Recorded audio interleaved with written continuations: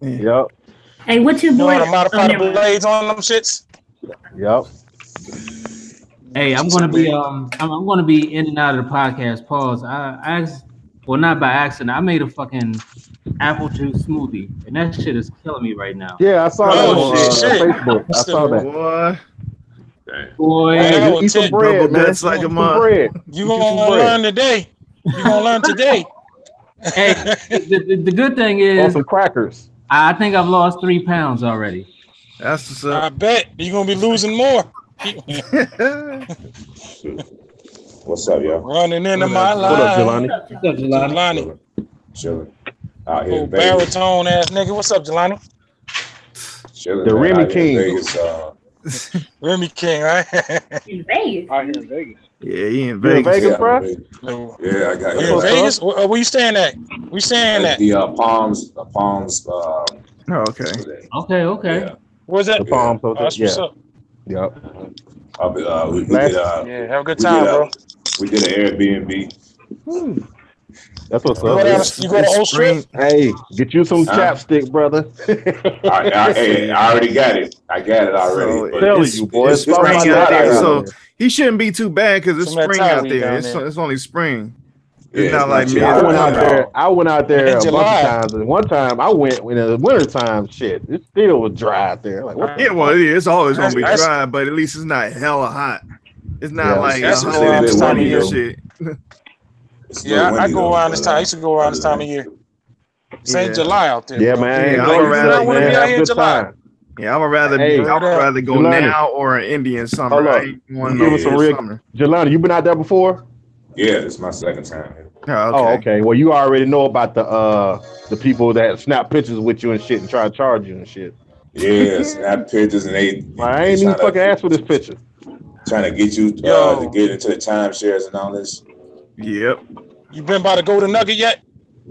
No, not yet. You on the Old But, Strip? shit, I'm like, Yo, they got a dope. I don't know if they still got it, man. It's a dope Yeah. ass buffet over there. The steaks, Yeah. they cut the steaks right off the shit. Word. Yep. We definitely looking to eat something in a minute. You know, That's what's up, they man. got Enjoy them, yourself. They got them dispensaries out Yeah. here. So Man, I can't wait for the Cali trip, man. I've never been to Cali before. yeah, I missed yeah. my whole family went, Cali, but it was on a bad occasion though. They went for my aunt's funeral. They went to Inglewood. I had to get to go. Inglewood. Yeah. That's what she I'm lived getting at. ready too, man. It's got my big. I just got my mixer bag in the mail, man. Oh man, it's Word. crazy. It's got. I got my turntable, y'all. It came yesterday. What'd you get? Oh, What kind of Yep. turntable? Huh? What kind I got of the same one Mav got. The Newmark joint The scratch. scratch. Yeah, you got the This is my scratch. first one. I ain't want to break the bank in the very first one. I need to learn and because I ain't never really did that kind of You come. sampling. You come in the game scratching though. Shit. Shit. So I got that. I'm gonna go digging tomorrow. Oh Get me shit. some records. I want to be some joints out here that I can grab. Dixie be digging. I'm about to start. That's I don't what's up. know. I mean, you might find something out there, Jelani, but you're gonna have to go in town though. Yeah, my cousin. Yeah, you man. I don't think you'll find something on the strip. Maybe I don't Yeah. know, but yeah, you Don't go definitely in the have to go suburbs, in nigga. town. Don't Hit go your out there. your GPS. The GPS will let you know. Don't go out there with them Google Maps. bury them bodies at. Yeah, right. Shit, they was out there in the mountains back there. That's the desert. You Matter be of fact, cooking in the tomorrow- desert. RTO. Tomorrow I might hit you up. Help me connect everything up and everything. Tomorrow. That should be easy though, because I think it has its own built-in amp, so all you gotta do is just plug in. Well, I want to run it through this preamp, this Focusrite joint that I got. That's what I said. What Focusrite? You know the You know, Focusrite. your audio interface? No. You know that? You remember that strip I bought a long time ago? The mic pre. The Scarlett preamp. Oh yeah. You don't remember that? The rack joint, the rack mount. The Yeah, Octoprix? yeah, Octoprix. No, that's Octoprix This is is the a step interface, down. right? The Octoprix is the same thing, but the Octoprix has compressors on it. This is just a preamp. Yeah. And wait till I find me This some is a here. step down. Now I've had this thing for about 3 years. Not this long time ago. Now I don't remember that. Well, now you said the rack mount, yeah, But I just remember the pre and the interface that you got. What's up to I'll everybody? show you. What's going on, Gadget? How you doing? What up? Mr. Digital What up, Hustler everybody? himself, Oh shit! I need to Mr. get that Anthony chat up. Gadget. Man, Why, body, you let me down this week, man. what I do, man? What I do? You didn't start the hangout on Thursday. Damn. Deacon's meeting. Oh shit! You right, dog. Damn, bro. What these? Man, What these? You did we not have a stop deacon me. board meeting. Like, why everybody don't got lukewarm on me? We will Oh. continue the deacon board meeting on the next week's on the calendar. Please mark it on your calendar. We got the choir practice on Saturday nights. And maybe we're selling tea Hey man, cakes. RTO. That one, RTO. RTO ain't nothing, man. He Huh? posted that video where that Oh, my dude bad. made that Stevie Wonder joke. No. Oh. That can you see RTO? Yeah. Oh. Yeah. I That. see it. Oh, All okay. Hold on, show it again. Hold Yeah, on. she was like, Oh. okay. Oh, All right, I'll catch. They pass music in the house. So, What's up, man? What up, man? oh shit. King What of up, memes. Jay, Oh shit. I forgot to record that on the SP. God damn it. Babyface This little man. brother. God damn it. They don't made this man a gift, man. Is it a gift or gift? How you say that shit? Gift. King Yeah. of gifts. They don't made him a Gift gift, king. man. Larry Edmonds. That shit Hey. had me rolling. I told him to throw the dirty old man logo on and put it for sale as merch. Hey. I don't know if y'all saw the video I posted, but y'all missed last night, man. Oh, Ricky What Martin ass nigga.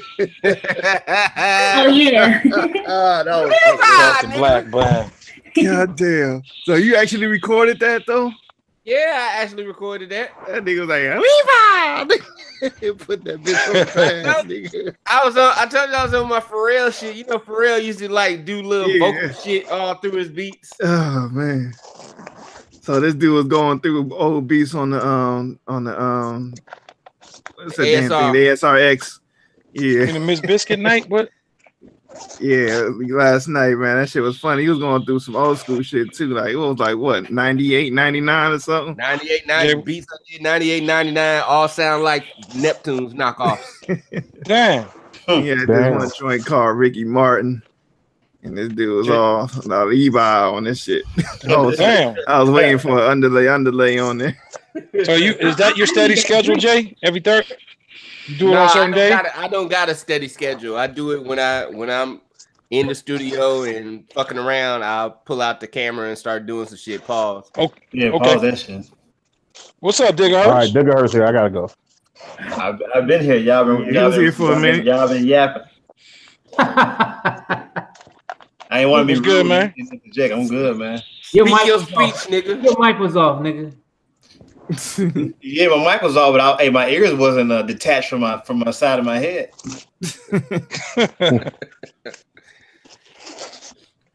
Yeah, we gotta use Is that that. Dre over there? So I guess we get into it.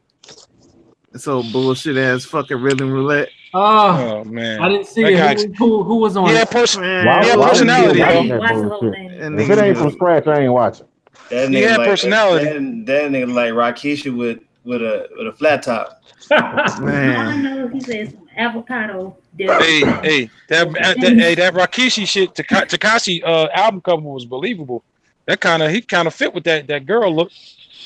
That's Man. his real cover? That's what I was asking. I'm like, was that an actual album cover? Nah, son, that can't be real. That's the Ain't King of no New York telling. right Look there. what fucking Young Thug do. Shit, ain't no telling now.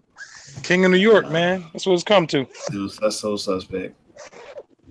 But nah, man, oh boy, that first beat he had, I'm cool. What was that shit? You know, like Club 2, shit. New 3, edition. da da da da. 20. Work that something. I was like, hold on, what Yeah. the fuck? The second beat was cool. I mean, I'm just tired of Fucking niggas weirdo. doing the same thing. It's a weirdo, man. He went and did the same exact thing that every other trap producer do. I On think Rhythm I seen Roulette, somebody they say get a he didn't loop, know. reverse it, throw reverb on it, throw trap drums on it. Yep. Got a That's song. that And is this the motherfucker blueprint, go my on the friend. booth. The main thing that got on my nerves is why he had to be the fat nigga on the damn Rhythm Roulette with the damn chips and guacamole. Yeah. He was real serious, passionate about that You couldn't guacamole. stop eating for 2 seconds. Nope. You really roulette. Like, damn. That's fat kid moment. That nigga was Somebody fucking said that he guac. He was Jackson fucking that Boy? guac up, man. Was he? Hey, Yo, he had personality though. I give him that. He had character. guacamole's addicting, bro. Hey, shit, I I know. know now. Especially if it's jalapeno guacamole. Shit. Fuck I yeah, don't like we want to go guacamole. get some. Hey, I'm not Don't gonna be talk eating it Don't doing my talk bad regular about roulette though. guacamole. I like I guacamole. can't do it. I can't do it. Yeah, I fucked around and ordered I probably eat it with like chips, Yeah, that's But- what he was doing. but I messed around and ordered a burger with it on there one time. That shit just did not. That was a Oh bad no, man, I combination. I just had a chicken wrap with that with guac on it. It was pretty good. I might could do a chicken I wrap. make that shit fresh. But everybody can make guacamole. You make that shit fresh, bro. I make that shit fresh, nigga. I go get some avocado. Oh, you need some avocados, some motherfucking tomatoes, some cilantro, And some lime. some little fucking fritos. lemon. Yeah, some lime. Or if you want to cheat, you just get the powder from the protein. Oh shit. Nigga, nah, that shit ain't Nah, good. I as- ain't doing no damn guacamole fresh powder. I bet you eat powdered eggs too. No. Oh, them egg beaters. It's just something to add to the guacamole to make it spicy. No, son. Powdered eggs. You get them with commodities. I Egg beaters and never had powdered eggs. Yes, you had. They say them at the restaurants they did that shit. Man, Is that buffets.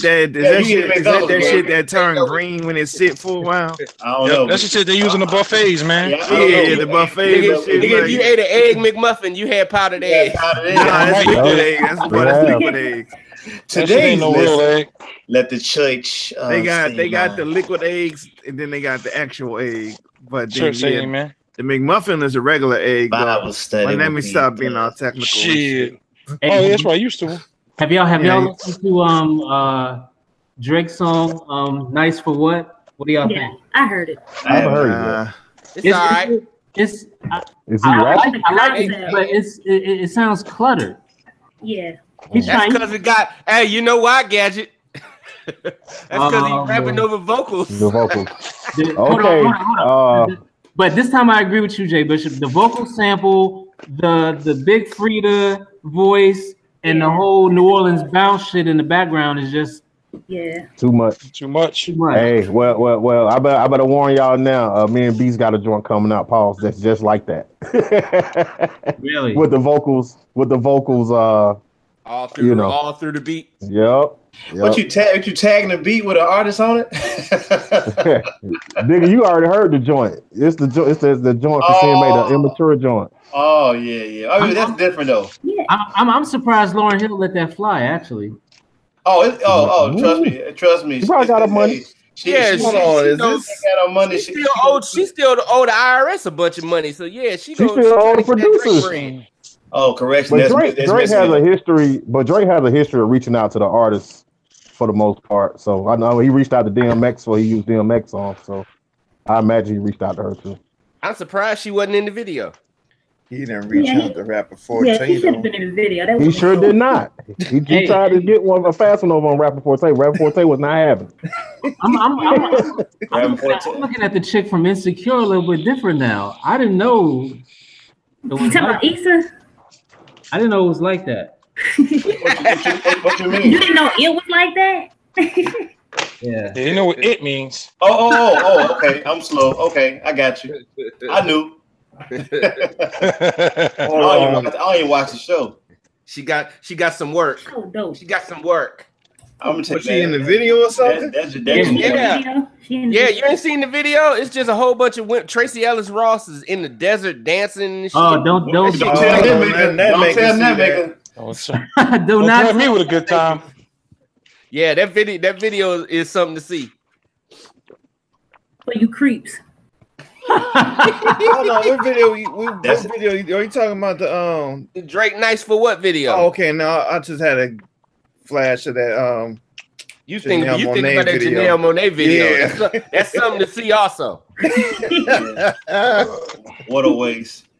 She got a You got a new song? Yeah. Hey man. It's a video. Oh, Hey, you I'm gotta gonna let see you that know. video. I'm Nah, gonna nah, be video. happy to see this video. Gadget, you gotta see that video. What's the name of the joint? Oh, Pink. Pink. Pink What with a a Y. Y. Yeah. Pink in the middle. And she talking about exactly what you think she talking about. Whoa. You know, I haven't Boy. seen And how much she Dude. love it. Hey, you gotta record Iron yeah. watching this video. Hey, leave Wait a Janelle minute. Do I need to do a alone. reaction video for this? Hey, I want to see DJ Iron have a reaction video to watching this video. All I'm saying is, if you felt a certain way about Tessa Thompson, you might as well change your feelings. Who is Tessa Thompson? She did you see He playing Thor Ragnarok? She's the black girl in the Thor movie. Yeah. And she's Janelle Monáe Bouthane. God. She's in that Pink video, all Such a hugged waste. up. Oh, such a waste. Oh, Yeah, Google Hey. Tessa Thompson. You'll recognize. Yeah. That's all right. It's just such a waste, man. Man. I'm going to look at the video on silent. Man, that kind of shit. That just hurts your feelings right there, bro. To stay on camera. Hey, That's man. all I say. Stay on Hey camera. man, it's so good they love it too. Yeah, Oh my God! Can we? yeah,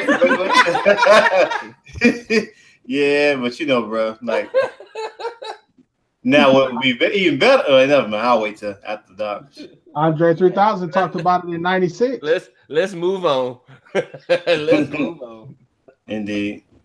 Check out that. What y'all listen to this week?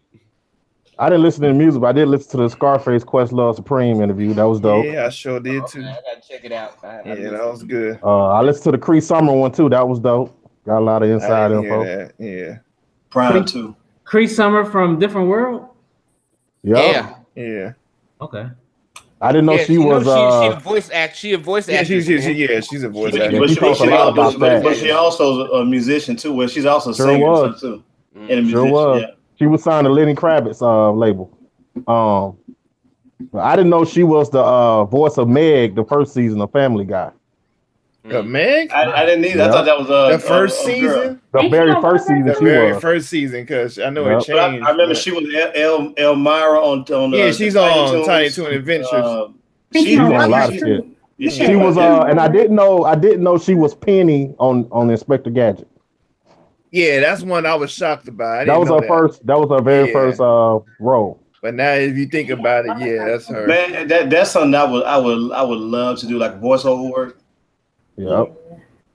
That's some good money right there. Then Yeah, I bet you would. You could be famous without having to.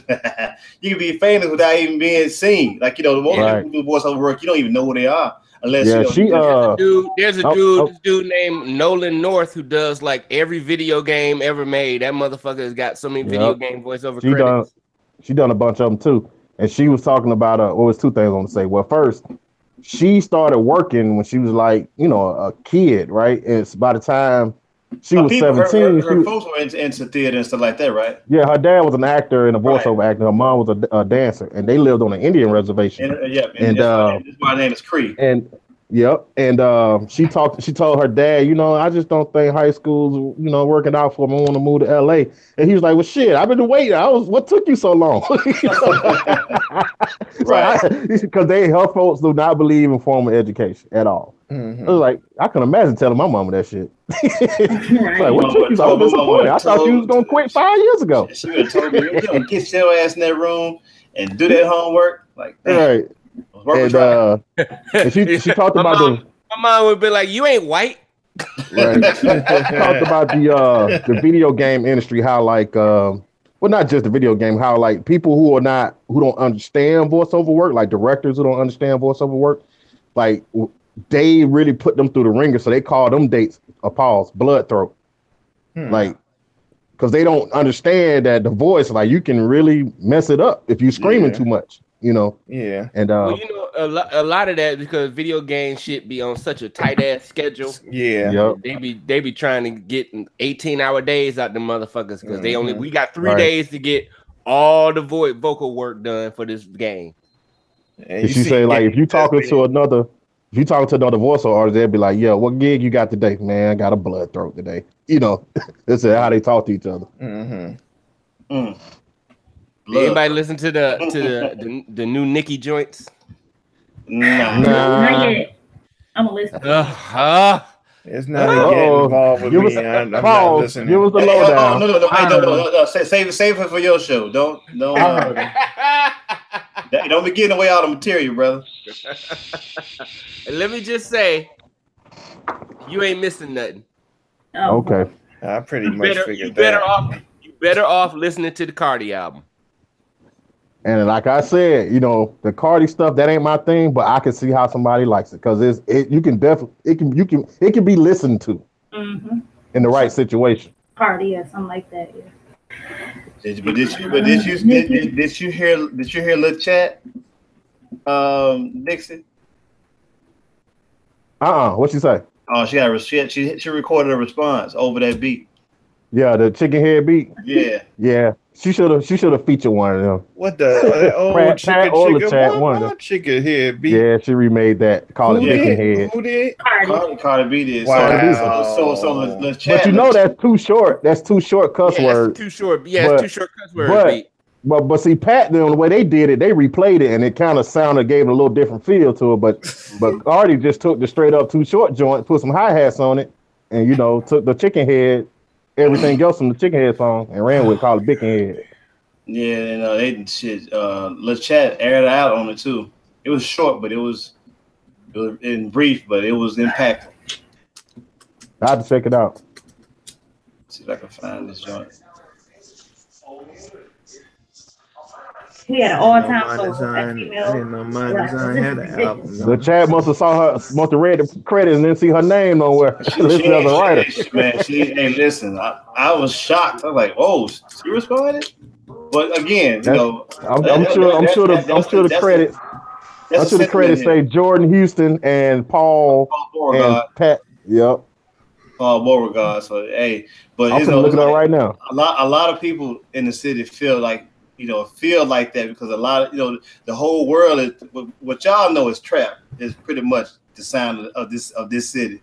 So when people that live here see that and they're like, man, look, okay, like I know some homeboys about it, but recently they've been in their bag for real, like, man, I'm sick of this, and they just like, man, they been on their whole trap crusade, like trap, what y'all call trap ain't nothing more than what we've been doing since '90 here, and they've been really in their bag about it, like really been in their bag about it.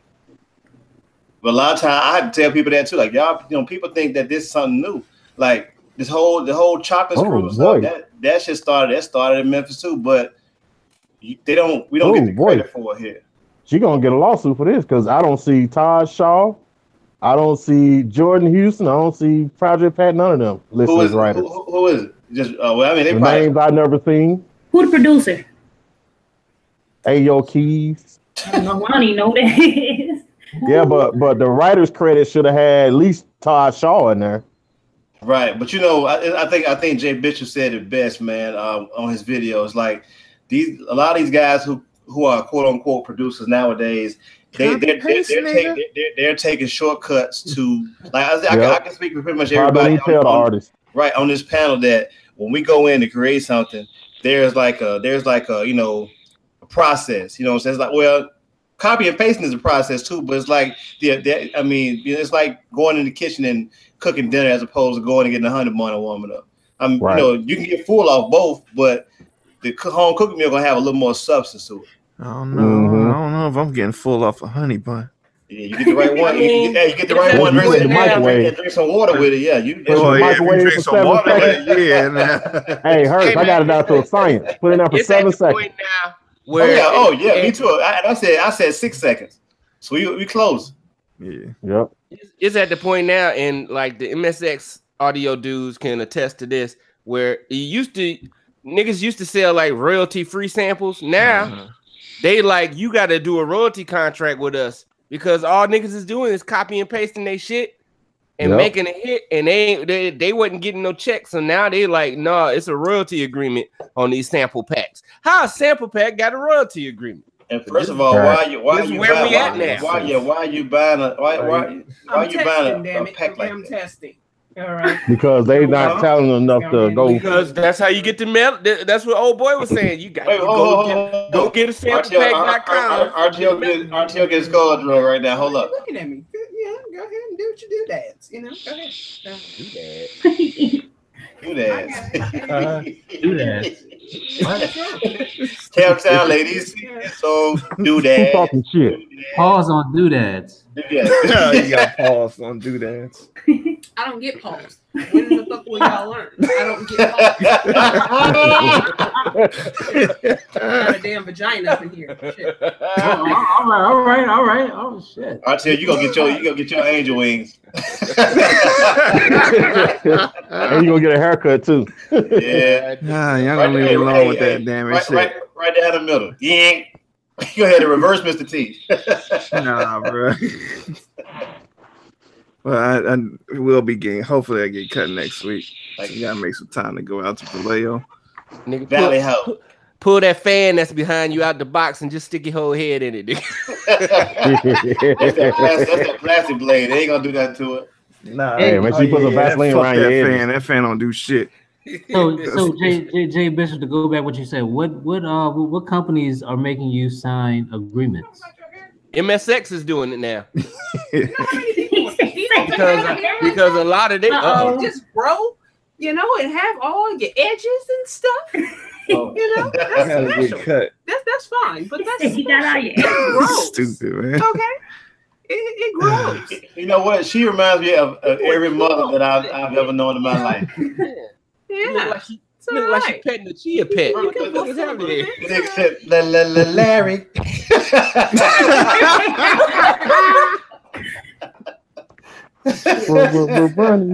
Right. Wow. New Ronnie Chia Pet. It comes with new spread cone and new alfalfa seeds.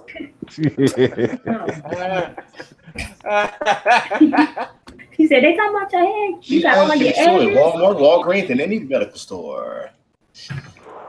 Gotta keep your edges. Carry on. You get a free Carl's Jr. taco. Well, you got edges. that boy beautician dog. Your edges is all out of whack. But no, I ain't listening to any music this week. But I didn't know that they were making people sign these agreements, and that's ludicrous. Yeah, if you like, I'm on Drum Broker right now. I'm looking at MSX Lo-Fi Melodics, and it says contact us with inquiries on clearance for commercial use. Wow, so that is not cool. What's the whole purpose of buying it? Because a lot of they got a lot of like they just recently put up a video like Migos use one of their loops in some song and shit. Wow. So yeah. Yeah, well, see, I don't know if I can blame them because, but listen, what's the point of me buying it if I'm gonna explain what happened. I'm gonna explain what it sounds like to me. They probably from where we from, as far as how we produce, and was expecting motherfuckers to turn the shit into something else, chop it up and all that. They wouldn't expect the motherfuckers just copy and paste loop it and just run with it. You know, that's And that's but at the same time, that's the risk you take when you put that out there, though. I mean, it's going to set a bad precedent because if you think about everybody gonna be doing that shit. Think about the VSTs that you use for production. You know what I'm saying? Like, some of us use transfuser and riser and all that's all the air products, or even if it's ionosphere or trillion or what have you, it's going to set a bad precedent all the way across the board because now you're gonna have to get permission to use areas. Bad enough you gotta get it from I ain't gonna say bad enough. Sounds though, because with them they got actual like soundscapes. Like I see if it's a soundscape and they want to come after that, but not after a single note or a riser or some shit. Like anybody can make that. Yeah, but it's just changed. Like the guy that Jay Bishop was talking about in the video. Like he's giving you play by play how to be lax and lazy when it comes to production. Like you know what I'm saying? Like, yeah, I mean, but that's it. That with that, I can understand why MSX is doing what he's doing because he's having to safeguard himself because like now you're looking at it like it's just crazy. I don't even have the words. you know, I guess on the bright, looking at it from the bright side, maybe it'll, you know, make motherfuckers get back into the vinyl again. Man, yeah, that ain't gonna but happen. that make cats like us. Where they coming from, because if I was put out a sample pack and then I hear the latest Migos album and these niggas took the melody whole from one of my joints, didn't chop it, just took the whole ass shit and getting cake, and I ain't getting no cake, I'll be mad than a motherfucker. Right. So no cake, no recognition. You answered your own question. Yeah, I know. I understand why they doing it. I'm just saying that. Gadget, you better not do that shit. This is the reason, because of these dumbass producers. Like, you just go on whatever.com and get a whole ass melody. Hey, I wonder what Smart, Boondock got going, because I know he got those Booney Tune things going in. It's pretty much the same thing. He making his own music, and he's supposed to take it and chop it up or whatnot. But when you download something from eDigging, you got to tell me what album is going on. I'm gonna say, Gadget. I ain't gonna lie. eDigging is probably 3/4 of the fucking on the flip side. I'm telling you, it's about 75%. That album don't get made without eDigging. You ain't getting shit for that, Gadget. You know what? I'm gonna go back and give you a credit. I think you deserve a credit. I'm gonna try to get Simp, the CEO from MSX, on the show next week and talk about That'll be dope. That'll be dope. Like, what about their pack that they came out with, the one that Kev did with the Yapulation and all that?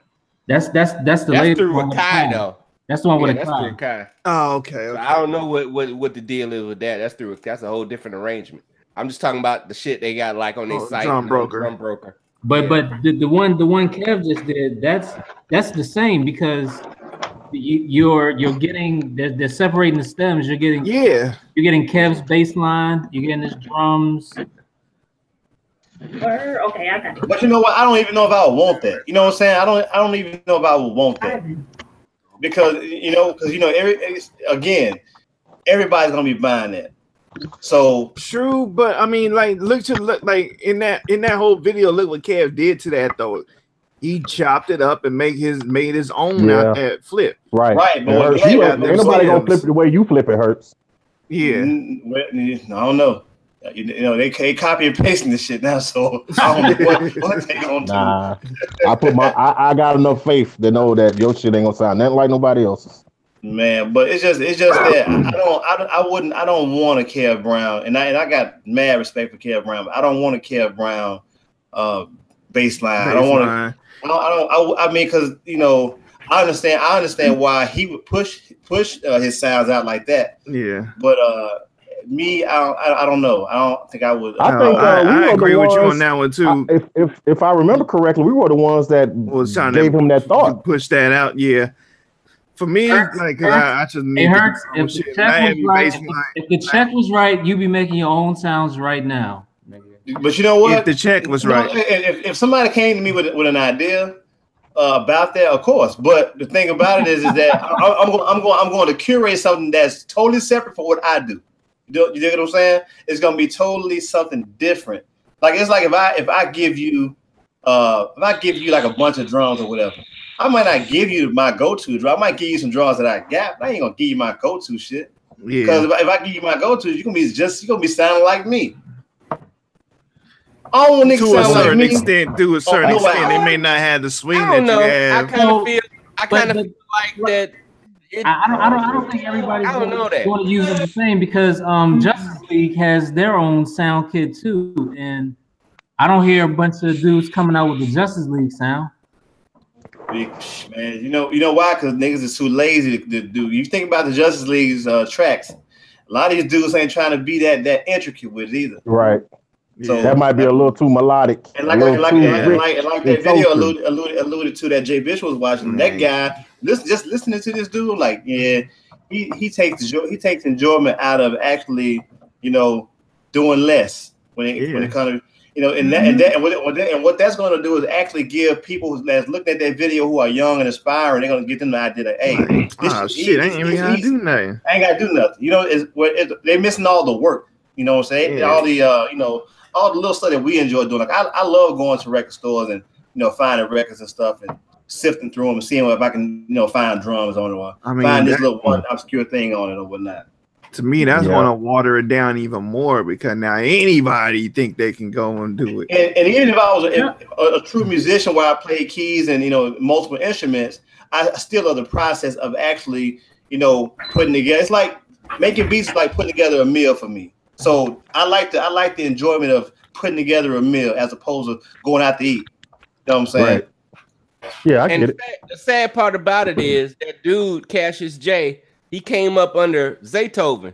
And I seen some videos. I seen some videos of this dude playing. He got some chops. He could play keys. No, Zaytoven actually nice with it. Like, yeah, Zaytoven is nice. I've seen him play before. He can play.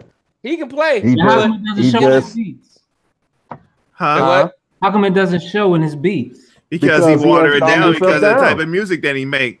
He ain't gonna be doing all these runs and shit when it comes to making Matter of fact, Zaytoven has a movie, and y'all should watch. It's actually pretty interesting. It shows how he started. It shows him in the church playing and all. It's a real movie. He has a couple of movies. He actually does a lot of film work.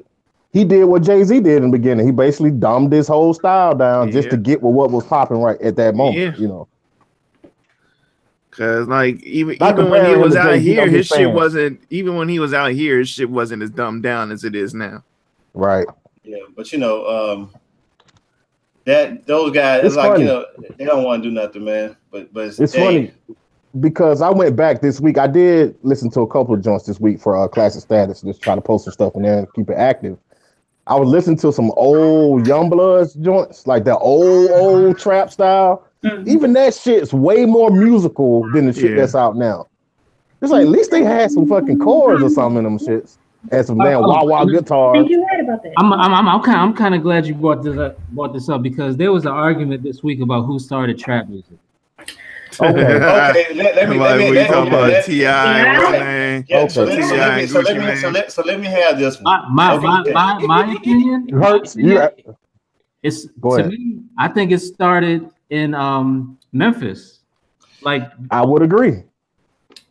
I'm gonna give you the reason why it started. It's not just because this is pretty much what happens here. Like back in the 90s, only a few guys got out of Memphis to actually go on and do something on a global level. That was not 3-6. I'm sorry. That was Ball and JG.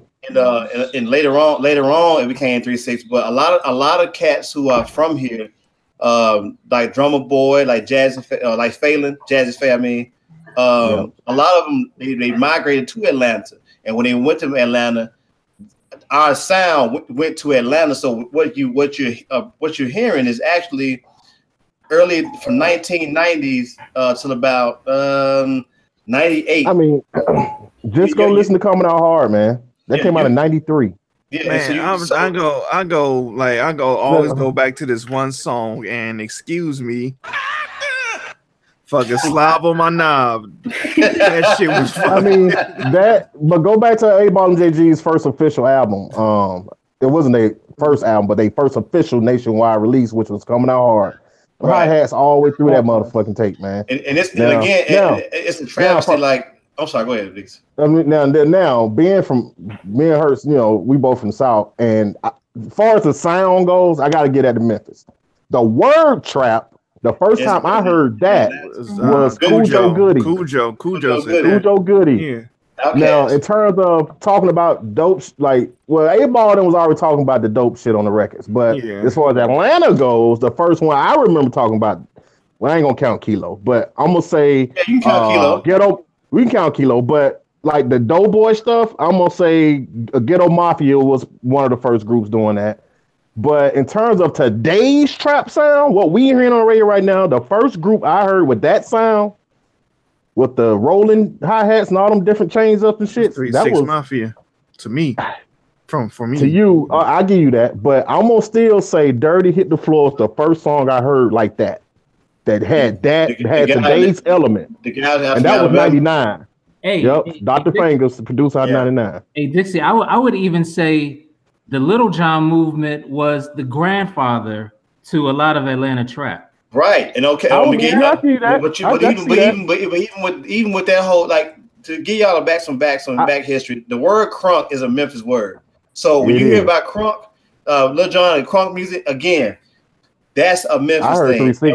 And what's so crazy about it is that when Lil Jon first started doing that, cats in Memphis was livid. But the people who should have said something about it never put them dudes in check about it. So now, when you don't say something about something, or somebody people around your shit. Right. So if you don't say anything about it, people gonna run the game. What T.I. and Gucci are arguing about is who, like, the actual genre, who, like, champion and shit. I would have to say T.I. was the first one to really run with it. Yeah. He was the first one to run with it because Dope Boys in the Trap on his first album, which came out in 2000. Dope Boys in the Trap. He was running with that trap shit. Yeah. That would make Toomp the OG of that sound then? Pretty much. Well, yeah, of that genre. But it came from Memphis. Before then, though? Didn't Boys in the Hood come out before that? No. Boys in the Hood was like mid 2000s. Okay. Yeah, T.I. was the first doing this that was screaming trap on every goddamn song. But Cujo Goody said the word first. That was on the Outkast album back in 94. 94. So I've heard trap way before that, but it's like it wasn't branding it. Yeah, I got to get at the T.I. Yeah, he branded it. Like T.I. Cujo said trap. T.I. said this is trap music. Right. And ran. But if you go listen to Soul Food, Goody Mob Soul Food, trap is said over 1,000 times in that record. I mean, in that album. Cujo to everybody references the trap on one of those songs, once or twice from those songs altogether. But the reason why they don't attribute it to them is because Goody Mob just wasn't that. They'll talk about that on one song. Next song they talk about some spiritual shit. The next song they talk about some political shit. They weren't one dimensional. So you get T.I. come along, he talking about the fucking trap on every song for 12 songs. You know what I'm saying? So he branded it, so I'll give him that. Yeah, they were talking like when Goody Mob was talking about it, they were talking about the downfalls of it. Yeah, they wasn't glorifying it. Right. Yeah. What came out first? Soul Food or Aquemini? Soul Food. Soul Food. Okay. Soul Food was 95. Aquemini was 98. Okay. You know, ATLians came out right after Soul Food did. That was 96. 96. Yep.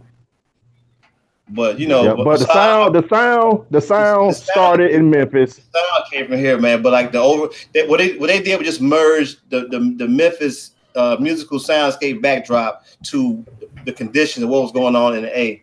And you can listen to and the reference. Go get A Ball and JG's Coming Out Hard, and that's what you're gonna hear it immediately.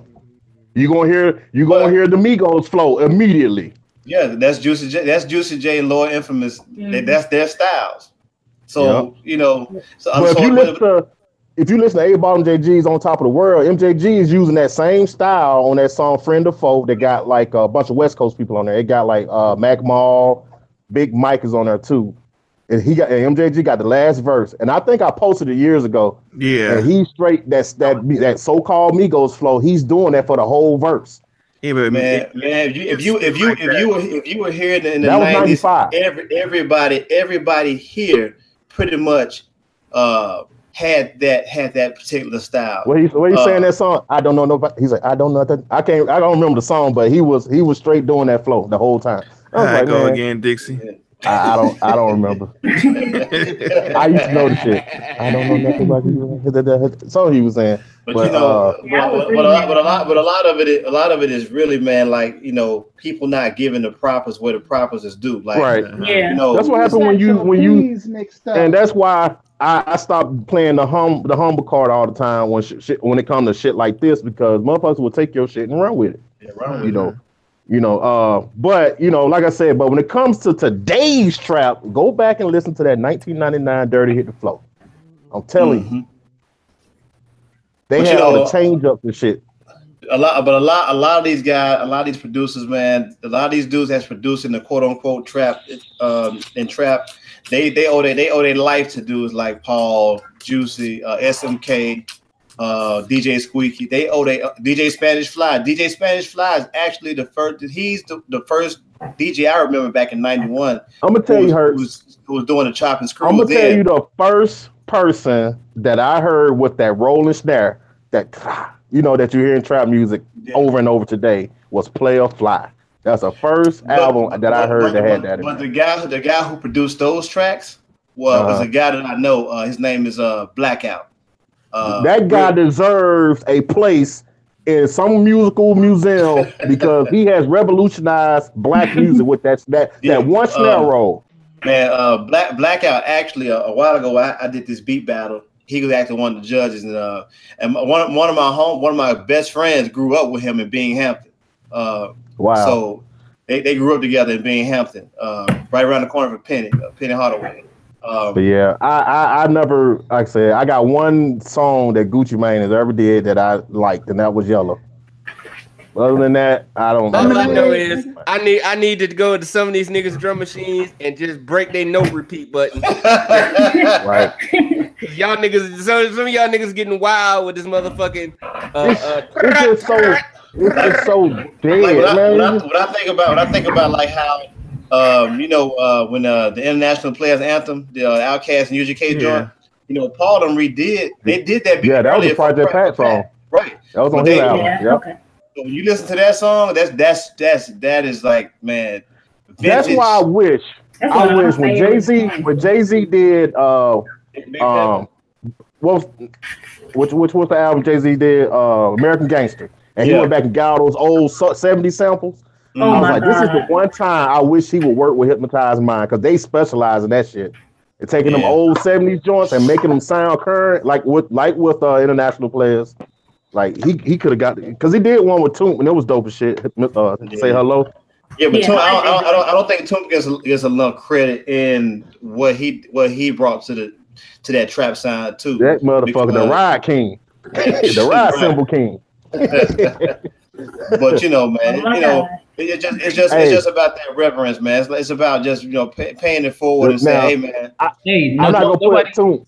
Nobody's giving Kanye credit for the Rolling Toms.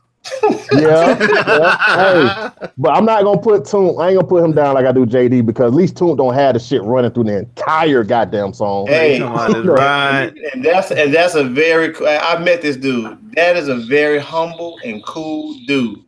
And Toomp been in the game for so long. He was with the Poison Clan, man, back in the 80s. But before then, it MC Shy D. Yep, MC Shy D. This dude's been around forever. Oh, shake it. Oh, you know, MC Shy D and Bambaataa are cousins. Did y'all know that? Didn't know that. No. But you know what's Shy D was from New York. But you know what's even crazy? He wasn't even from Atlanta. Even crazier than that, though, man. It's like you really think about the whole 808s and all that good stuff, man. That shit all came from Bambaataa. It did. Oh, that. I saw something on Twitter this week. Somebody asked, "What is the most influential Kanye song? Not the best, but most influential." To me, I can't say most influential, but favorite. To me, I think it is Jesus Walk. Slow Jams. It's Slow Jams. Probably. I see that. Because when Slow Jams came out, every nigga after that was speeding up soul samples for years. Then it would have to start with Through the Wire then. No, Slow Jams came out before Through the Wire. No. Through the Wire. Breakout song. No, his first song Through the Wire was the very first song. Through the Wire was his breakout song. Slow Jams was. I was in the. I swear Slow Jams was out before. Make a money bet. Make a money bet. See, first of all, Slow Jams was a Twista song. Yeah, that was on Twista's album. That's why I'm thinking it was out before. No. Through the Wire came out. Kanye was already a star by the time Slow Jams came out. Yeah. Twista had already been he was already known before Kanye got out there. Yeah, I mean Kanye been known. Slow Jams came out. Kanye was already known. I would probably say Through the Wire. I would probably say I don't know about that. I think Jesus Walk was probably the most. Yeah, I would say Jesus Walk probably too. Because it kind of like made radio play that. Radio was not fucking with no. How did that influence hip hop though? What did produce? Well, in terms of his productions, you know, like you said, speed up the sample, which is no different than what RZA been doing for years anyway. You know, so I mean, he ain't did nothing that wasn't already pretty much done. I mean, RZA was doing the same stuff. Hey, for me and me and my SunTrust account, it has to be through the wire because my band they were charging for bandwidth on websites back then, and my shit. I had a bootleg version of Through the Wire that nobody had. Yeah. Nigga, my bill was $13,000. Hold on. Let me have the floor for a second. We owe Jay Bishop an apology. I see why he thought that. Through the Wire was released September 30th, and Slow Jams were released in December of 2003, same year. 2 months apart. Okay. Hey, you owe him no apology, man. Hey, let him go on this channel and rent. But I'm gonna tell you, my favorite Kanye song. I wish he would get back to this shit. Is When It All Falls Down. That's one of my favorite. That's probably one of my top. That's in my top. Probably my top 10 hip hop songs of all time. I think one of my favorite ones that he did the stuff he did with Consequence, Take Us to the Cleaners was dope. But he got this joint with Brandy, where he used this old mandrill sample. Man, yeah, I remember you talking about that. So it's the Talk About Our Love joint, but yeah, he got a lot of productions out there that's like A1. Man, that When It All Falls Down, he was giving us game. He was giving us a dope beat. All the trap dudes always claim that 808s is so influential. See, anybody after like 808s and Heartbreak, everything he did after 808s and Heartbreak, that influenced today's producer. Like they don't care about the sample hip hop Kanye. They care about can we get at the Kanye though? I mean, because I remember RZA was doing something similar to that in the 90s. Yeah, that's what I was saying. RZA was the first person I heard change the speed of samples and shit, of vocal samples at least. Yeah. But it ain't take off like I say like Slow Jams, Through the Wire influenced the whole Dipset movement. That's true. Yeah, it's true that. Man, when we gonna ever get that music like that again? Oh, I think see that again? my favorite Kanye beat is Lucifer from the Black Album. Oh yeah.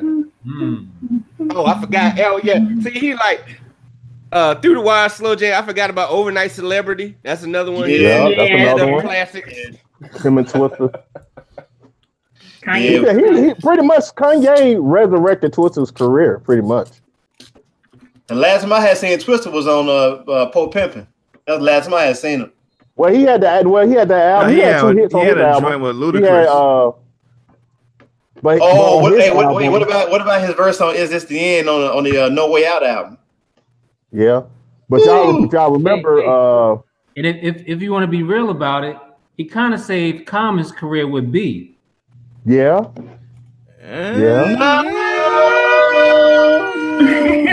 He saved his hip hop career. No, not really. Cause what are you trying to say? Gadget, that Electric Circus wasn't good?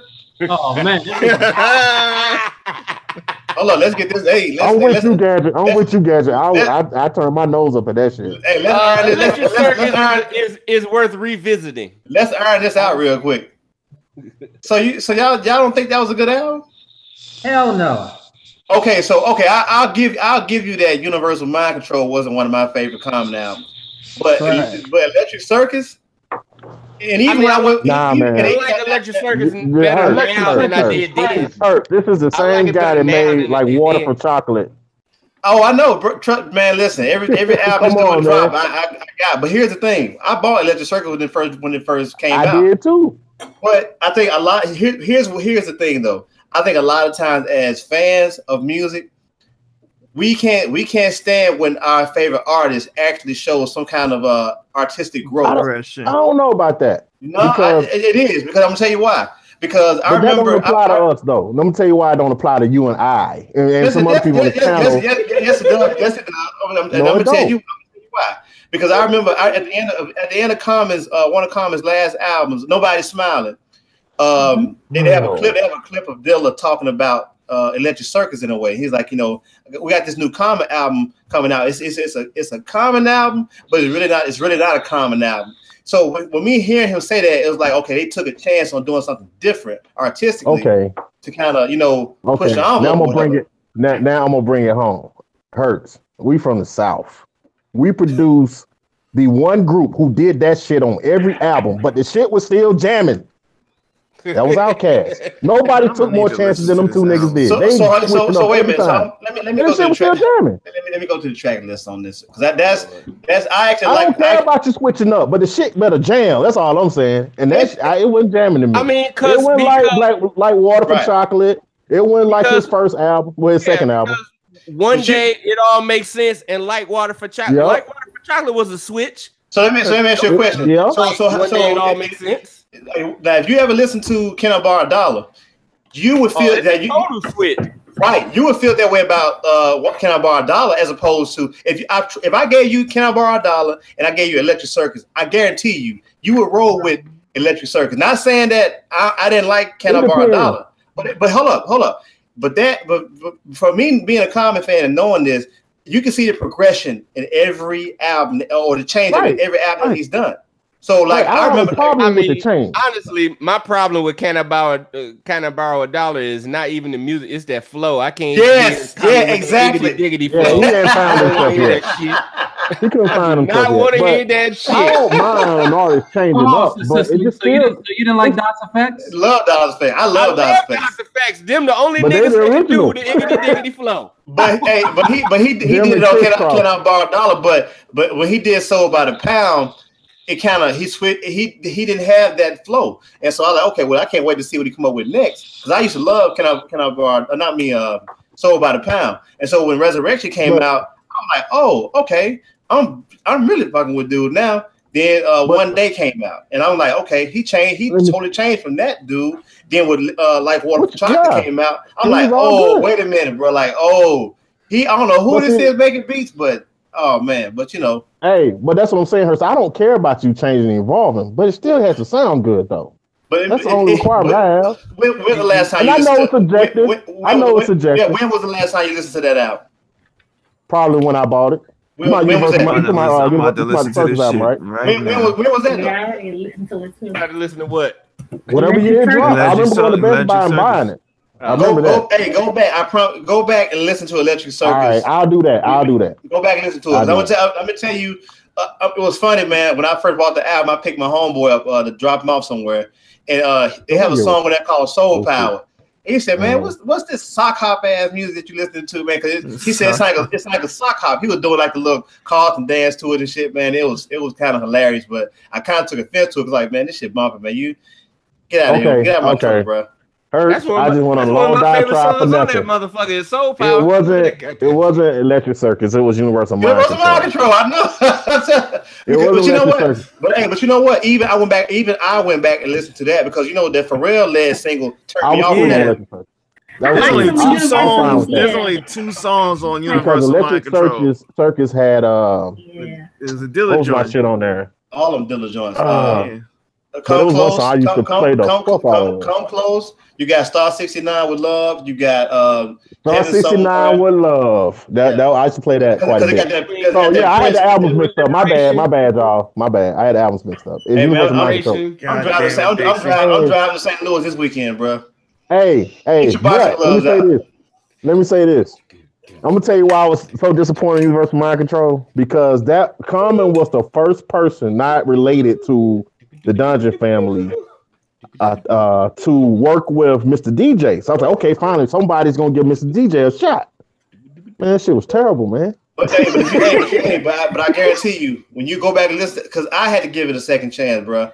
It's only two good songs on that album. The one with Kanye. The one with Messina is dope. Messina is dope. The one, the Inhale, the Exhale, Inhale joint. It's more than two joints on that album. Y'all got to go back and listen to that album. And the reason why I didn't give it a chance then because when I heard the Bambaataa joint that I like that song though. I ain't gonna front. That was a breaking joint. But that was a complete 180 from even B. So I'm like, you know what? I don't know about that, but you know, in my mind, I'm not thinking that it's still hip hop. When you think about that Bambaataa shit, that's still hip hop. Yeah, so, I mean, I can deal with that. Shit. Yeah, and Common was a breaker, so I mean, you know, I see that going hand in hand. But the thing, but you know, but go back and like I even had to go back and give Nas' album Nostradamus another try because I did not like that album. I'm a Nas fan, and I did not like that. Definitely his. You know what? As an entire album, I can't say I loved it, but there was some joints on there that I still listened to. But it wasn't. I Am. It wasn't. No, it wasn't. It wasn't. It was written either. Dixie, but is it a down south thing to say the word jamming? Because you, it is. Yeah, it is. That's my shit. That's my shit. It gotta be jamming, man. Jamming. Hey, jamming don't necessarily mean partying. Jamming means like it sounds good. It's gonna grab you some kind of way. You gonna be one of them old niggas that be saying, "Yo, that's jamming on the one." Nah, I ain't going back to goddamn 84. Cause Big Crit still be saying jamming and shit all on his album. He do. Hey man, I just want to clear. When we say jamming, we ain't talking about party records. We just like it's jamming. Like it has my attention. It sounds good. Yeah. Jamming, man. That's your definition of slap. Down south niggas is the only. Is my favorite. I don't give a fuck. Hey, but hold up, Gadget. Hey, I always tell y'all, man. Hey, you in the DMV, but y'all down south too. Y'all just got an identity crisis, man. Chill out. Yeah, as a New Yorker, we all country. we all Bamas. Hey, but I claim it. That's what we say. We've been saying that shit forever. But I forgot. Gadget is actually from Philly, so he's okay. He ain't a Bama. You ain't jamming. He just in Bama territory. Right. Jamming. I tell you, man, that shit ain't jamming. We say jamming and say bumping. We say bumping a lot too. Do you say soda or pop? Both. Oh shit! Here we go. We say pop up here. The old soda. Yo, weird ass motherfuckers. Well, actually, it's a pop. People in Alabama say drink. What? Yep, and down here too. Drink. DRANK. Drink. If an old person tell you go to the refrigerator get them a drink, that means go get them a soda, a pop. He said what? But I always say soda. They call everything Coke. I forget where this. Everything is Coke. Coke or RC. RC or High. Yeah, they say drink. Well, I'm from, but I always see. I ain't gonna lie. I had some cousins from Connecticut who moved down, and they like kind of changed a lot of shit I was saying. Like they said, "Man, ain't no fucking drink. It's soda." Hey, if I tell you bring me a pop, it better be a Faygo too. Hey, but it's a goddamn East Coast ass niggas with that damn pop. It's a soft drink. Soda. It's a soft drink though. That's why it's a soft drink. But yeah, it's a soft drink. Ain't nobody saying that shit. It's a damn soda, man. Down here it's a drink. Go there and give me a drink. If my mama tell me to go to the refrigerator, ain't no one saying no soft drink. No. That's what I'm saying. When you say it ain't no drink, yes, it is a drink. Yeah, it's a drink. If I go to my mom's house and she say, "Hey, go to the refrigerator and give me a drink," I know exactly what she want out of there. Hold on. Can drink mean multiple things though? Because that sounds like some Kool-Aid. No. Cause my mom want Kool-Aid. She say, "Go pour me a glass of Kool-Aid." If she wants some night train, she gonna say, "Go in there and get the night train from in the cooler, in the cabinet, in the cupboard." Hey, hearing your mama out. Hold So when you in the club, she won't see this. Hey, Gadget. When you in the club, do you say I want a rum and drink? No, you say no. You're more specific. You want a rum. You want an E&J and Coke, or you know what I'm saying? We're talking about at home seats. But Gadget, I got a question for you. So the up north, brother, did y'all mess with all the different flavors, or y'all stuck to the traditional shit like Coke, Pepsi, Mountain Dew, like the traditional shit? Did y'all fuck with all the different flavors? We had Faygo and Knee-High. Hey, hold up. Hey, I'm gonna tell you what's crazy about it. Like I look Detroit at ain't snooty though. No, Wallace, y'all ain't snooty. Detroit the South. Detroit is the South too. Because a lot for real. It's the South. It is. All the motherfuckers is the South, if you want to be honest. But I'm talking about this though. But for the people born in Philly, New York, up north, What do y'all call? Did y'all fuck with all the different flavors, Gadget, or y'all just stuck to the traditional shit? No. We had RC Cola, Knee High, all that shit. We had See, Knee High make the best peach drinks. Like I've had No. I thought the same thing until I got here and had a peach vest. Vest is the St. Louis. I'm gonna get you a peach vest. That is the smoothest peach soda you will ever have. Man, come on, bro. I'm telling you something that fucked me up. When I first moved down to North Carolina and somebody gave me a goddamn cheer wine. I never had that. What the fuck is this shit? I never had that. I ain't never heard that in my life. That's the shit that's the shit they have on the sitcom, like Shasta. Hey, check this out. In the South, the strongest soda you can buy that will like fucking put hair on your chest. Take your breath away.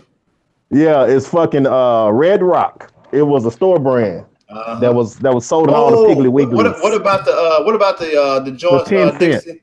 No, what's them shit called? The Scramble? You ever had a Scramble drink? I never had a Scramble. What the hell is that? Man, wait, you mix hella drinks together at the fountain? No, that's a brand name called like Scramble. But Hurst, I'm gonna get you a vest, brother. And you'll never go back. If it's two things that don't need to be mixed together, it's soda and peach flavor. Oh, yeah, man, I'm cool off that. That don't sound good. I like peach. I'm gonna ship you a 6-pack of vests out there, man. Nah, don't do it, man. It's all good. Hey, Dixie, go ahead and do it, and I'll do a reaction video for it. We actually, no, real talk, at work, and not this job I'm at now, but like 5 years ago where I was at then, we had a peach soda contest. So we bought Knee High, Faygo, Vest, and some other brands, and we all like did blind tests. And everybody agreed that Vest was the best one because it was the smoothest. I used to think that Faygo, but I think Knee Highs, to me, until I get this Vest, Knee Highs had the best peach drink, followed by Faygos. Anything else is just a flat out just. Didn't Shasta have like kiwi and shit? Bro, I've never had a Shasta. I do not fuck with Shasta. I used to see him on TV. I used to see him on ABC sitcoms a lot, but I've never had one. They sell them at that Smart. Shasta tastes like club soda with a little bit of sugar. Wow. I ain't never had it though. But we got on here. Shasta the hangover drink. I did this week. I did rewatch that Babyface NPC video. Oh yeah, okay. Yeah, I watched that years ago. That nigga ain't nice. NPC? That nigga ain't nice on NPC. He ain't better than Teddy Riley or Raphael Sadiq on NPC. Those dudes on NPC. Well, I watched the video with him explaining how he. I mean, Babyface didn't program the drums. Exactly. That was L.A. Reid. That was Daryl Simmons. Daryl Simmons and L. Because L.A. was a drummer. He was the drummer in the. Yeah, he did the drum, man. Babyface played the music. Him and Daryl Simmons played the melodies and stuff. Yeah. But quietly kept. I think Daryl Simmons is probably better than Babyface. He just don't get the credit. He don't get the credit, of course. That's like Brian Michael Cox. he don't ever get the credit he deserves. Because he produced under Babyface for so long. Babyface, he had the name. But if you read deep into the credits, his name is Daryl Simmons is on all those records. Everywhere, yeah. Like Kyle West and Al B. Sure. Like Don't Be Cruel. Babyface ain't did them. He ain't programmed drums. That's all L.A. He wrote that song though, and you can tell he wrote that song. Yeah, he did the chords and all that shit. They always gonna have that. L.A. gonna always have that phased. It's a phase. It's a phaser on something. I don't know, like some kind of clap, hand clap. It's a pre-delay. A pre-delay on the hand clap. Hey Dixie, I just came back. Can you make that sound one more time, please? What was the hi-hats from that video, Jay Bishop? Say what? What was the sound of them hi-hats from that dude? You can't tell me the LA drums don't sound like that though. Oh yeah, everything played around that time, from Pebbles to Bobby to That's because everything had a goddamn gated reverb After on 7? every goddamn After 7? thing. After 7, yeah. Especially heat of the moment. That shit's all gated. But you know what, man? Teddy Riley thought he was slick though, because he on that the Future album. I think I He put this in the chat. he be playing the same chords and shit too. And I said, man, this sounds just like Nigga. I know this Chill. for a fact. I know because I know how to play them. The chords from Keith Sweat's Right in the what's wrong the way joint? to love. Right in the Wrong Way. It's the exact same chords as Joy. Yeah, I believe it. Exact. I mean, all them niggas did that because there's a whole bunch of LA and Babyface songs that's the same goddamn song. Same song. Jimmy Jam, Terry Lewis did it too. Goddamn. If you listen to Bobby Brown Rock With You and the Whispers Get You in the Mood, it's the same goddamn song. Yep. Nigga, Jimmy Jam, Terry Lewis got one that's so blatant though. It's Janet Jackson's one of her joints, and then a Karen White joint. I'm like, who's you fooling? Hey, This shit. Let's go through Kashif's discography. Oh God. Fighting word. Jay Bishop about to have a motherfucking Why do blast. I keep thinking Kashif is my trigger word or something? No, I ain't saying it's your trigger word. I'm like, you about to have fun with this. You like Hey, Kashif. Gabby, did you watch Kashif's Unsung? I did not. You should watch it. It's dope. He actually got assaulted by the LAPD and won a big ass lawsuit against him. They didn't know he was some music guy. He was riding around in a Mercedes, I think, or BMW or something. They pulled him over and roughed him up. Kashif Got their a great book. He got like a music industry book. Yeah, that's really It was the first one. His book was the very first music industry book. No, Donald Passman. Yeah, Everything Donald you know Passman. about the music industry. I got one of Donald Passman's book. But I thought Kashif's book came out first. I could be wrong. No, he came after the Donald Passman. Oh, I know. I did listen to something new, but go ahead, my bad. Anyway, what you want to talk about, Kashif, nigga? Love will win us. The first Kashif album is the best Kashif album. The first album is the best album. The second album is second, and then everything else is kind of the downward scale. Yo, Jay Bishop, did you listen to that Michael Cooper joint I sent you? You sent me a mic. Basketball player? When?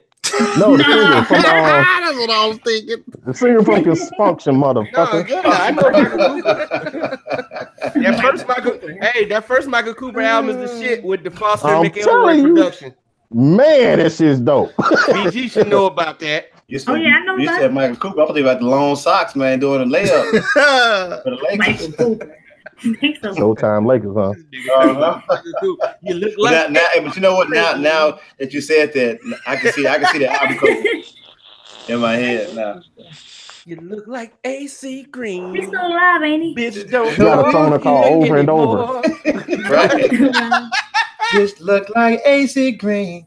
Feet like Bimba Green. Right. It's funny because my aunt that I was just telling y'all about that was living in Inglewood. She used to work at the farm during that time, and she used to always send us like autographed memorabilia from the Lakers. Wow, man! I got an AC Green. Did you get an AC Green Beanie Baby autograph? I got an AC Baby? Green Lakers snapback. Still got it autographed from him. That's Y'all right. know like- about the whole Beanie Baby. I said, yo, auntie, I ain't trying to be funny, but when I'm gonna get the one from Magic though? So let me say this. So there is a fraternity of people from popular culture who have been clowned in hip hop songs and they have never recovered. And I ain't talking about no battle rap shit. I'm talking about niggas like, and I know that's Gadget's man, but when Biggie clowned Kwame. When he said the style was played out like Kwame and the fucking polka dots. I don't think that had nothing to do with him not doing He music. was He still did music. Still started producing. He still produced. Yeah. He became a producer. Is what happened. Watch his song. It's dope No, too. I mean the ultimate clowning is but yeah, that's Larry still Holmes. Ja Rule, but that's still hip hop though. When my man said you Yeah. looking like Larry Holmes, flabby and sick. But you know, Pac was talking about. He was talking about Dave from Dave and them from De La. And do y'all know why? People always think Pop just be dissing motherfuckers. No, them motherfuckers, they did a video a little bit before that, and it kind of looked like I Get Around. You know how the Bruce was kind of making ego trip. You talking about ego tripping, right? Ego tripping. So he took offense to that shit. Like, you motherfucker trying to diss me? But he wasn't. But they wasn't aiming at him. It was kind of like how Tariq was talking. Tariq Trotter was talking about how when they did what they do, and they thought Biggie them thought. See, they thought that. They thought that. But I can see Tupac a little bit more because they actually had a dude with a bald head in the tub and all this shit with the jury on. I was like, okay, yeah. But I can see how he thought that because he said on the joint, niggas looking like Larry Holmes, flabby and sick, but they still doing their thing. From that trying point, to hate on my shit, they made it because they ran into his sister and she told them, man, Pac was one of his favorite groups. Like that hurt him when he saw that. Like he was really hurt behind that video, and she's like, man, we would never diss him. It wasn't like that. It's just a misunderstanding. Mm-hmm. What else you got, Wallace? Gadget don't like that shit. Who else?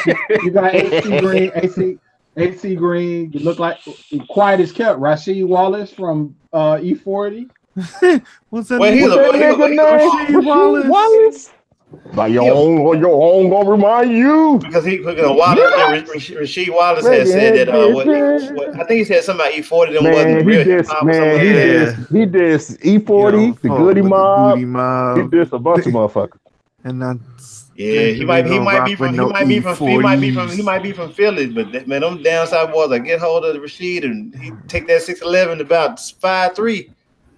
Hey, Hers, how the hook go? What hook? Record hating bitches. What hook? Oh, man. On the E40, he probably don't know the song. God damn it, never mind. It's called Record Hating Bitches, ain't it? Hey, we should see you from existence. Like that should be living. Record hating bitches. He dissed AZ in that joint too. Yeah, he did. I was in the house watching Yuck Undercover. With the water. Taking that shit. This nigga AZ trying to say I didn't deserve a plaque. I was telling people we was sitting around drinking Similac. All of your fake ass videos. Knowing damn well your punk ass ain't seen no bill. Oh man. Come on, Wallace. Why you bringing up old school memories right there? Tear up over there, man. Hey, no you don't know how much that album got E40. slapped though. I'm sure the word got out. I'm sure when Biggie got back home, he told all the motherfuckers, "Don't fuck with Earl. Don't fuck with E40. Earl is a killer. He will book you a show out there and fucking have you hemmed up." You can't diss E40, dog. Get your side hop to give my weeples. We gonna get together. But I respect though, because E40 one of them people. He don't bother nobody. He just do what he do. You know what I'm saying? And you've been doing it for years. Have you listened Sometimes to the people, E40 album? RTO? No, I haven't. No, I haven't yet. No, I did listen to that. That was doing Chris Quell and Jean Grey album, whatever that is. I haven't heard it yet. Quell Chris, yeah. Yeah, Quell Chris. Yeah. And it's different. Hold on, wait. Yeah, what? What is it? No, I'm saying it's different, but it's dope, but it's different. Okay. It ain't. Is it Jean? Well, they both were spitting on it. I'll put it to you like that.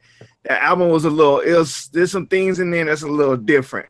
But ain't Quell from Detroit? Yeah, he is from Detroit. Yes, he is. Yeah. Is anybody else? I met him in Atlanta at A3C, man. He seemed to be a real cool dude as well, man. We had like about a 5-minute convo about Is anybody else from our era, like from the early to mid '90s era, besides 40, still getting featured on major hits today? Snoop.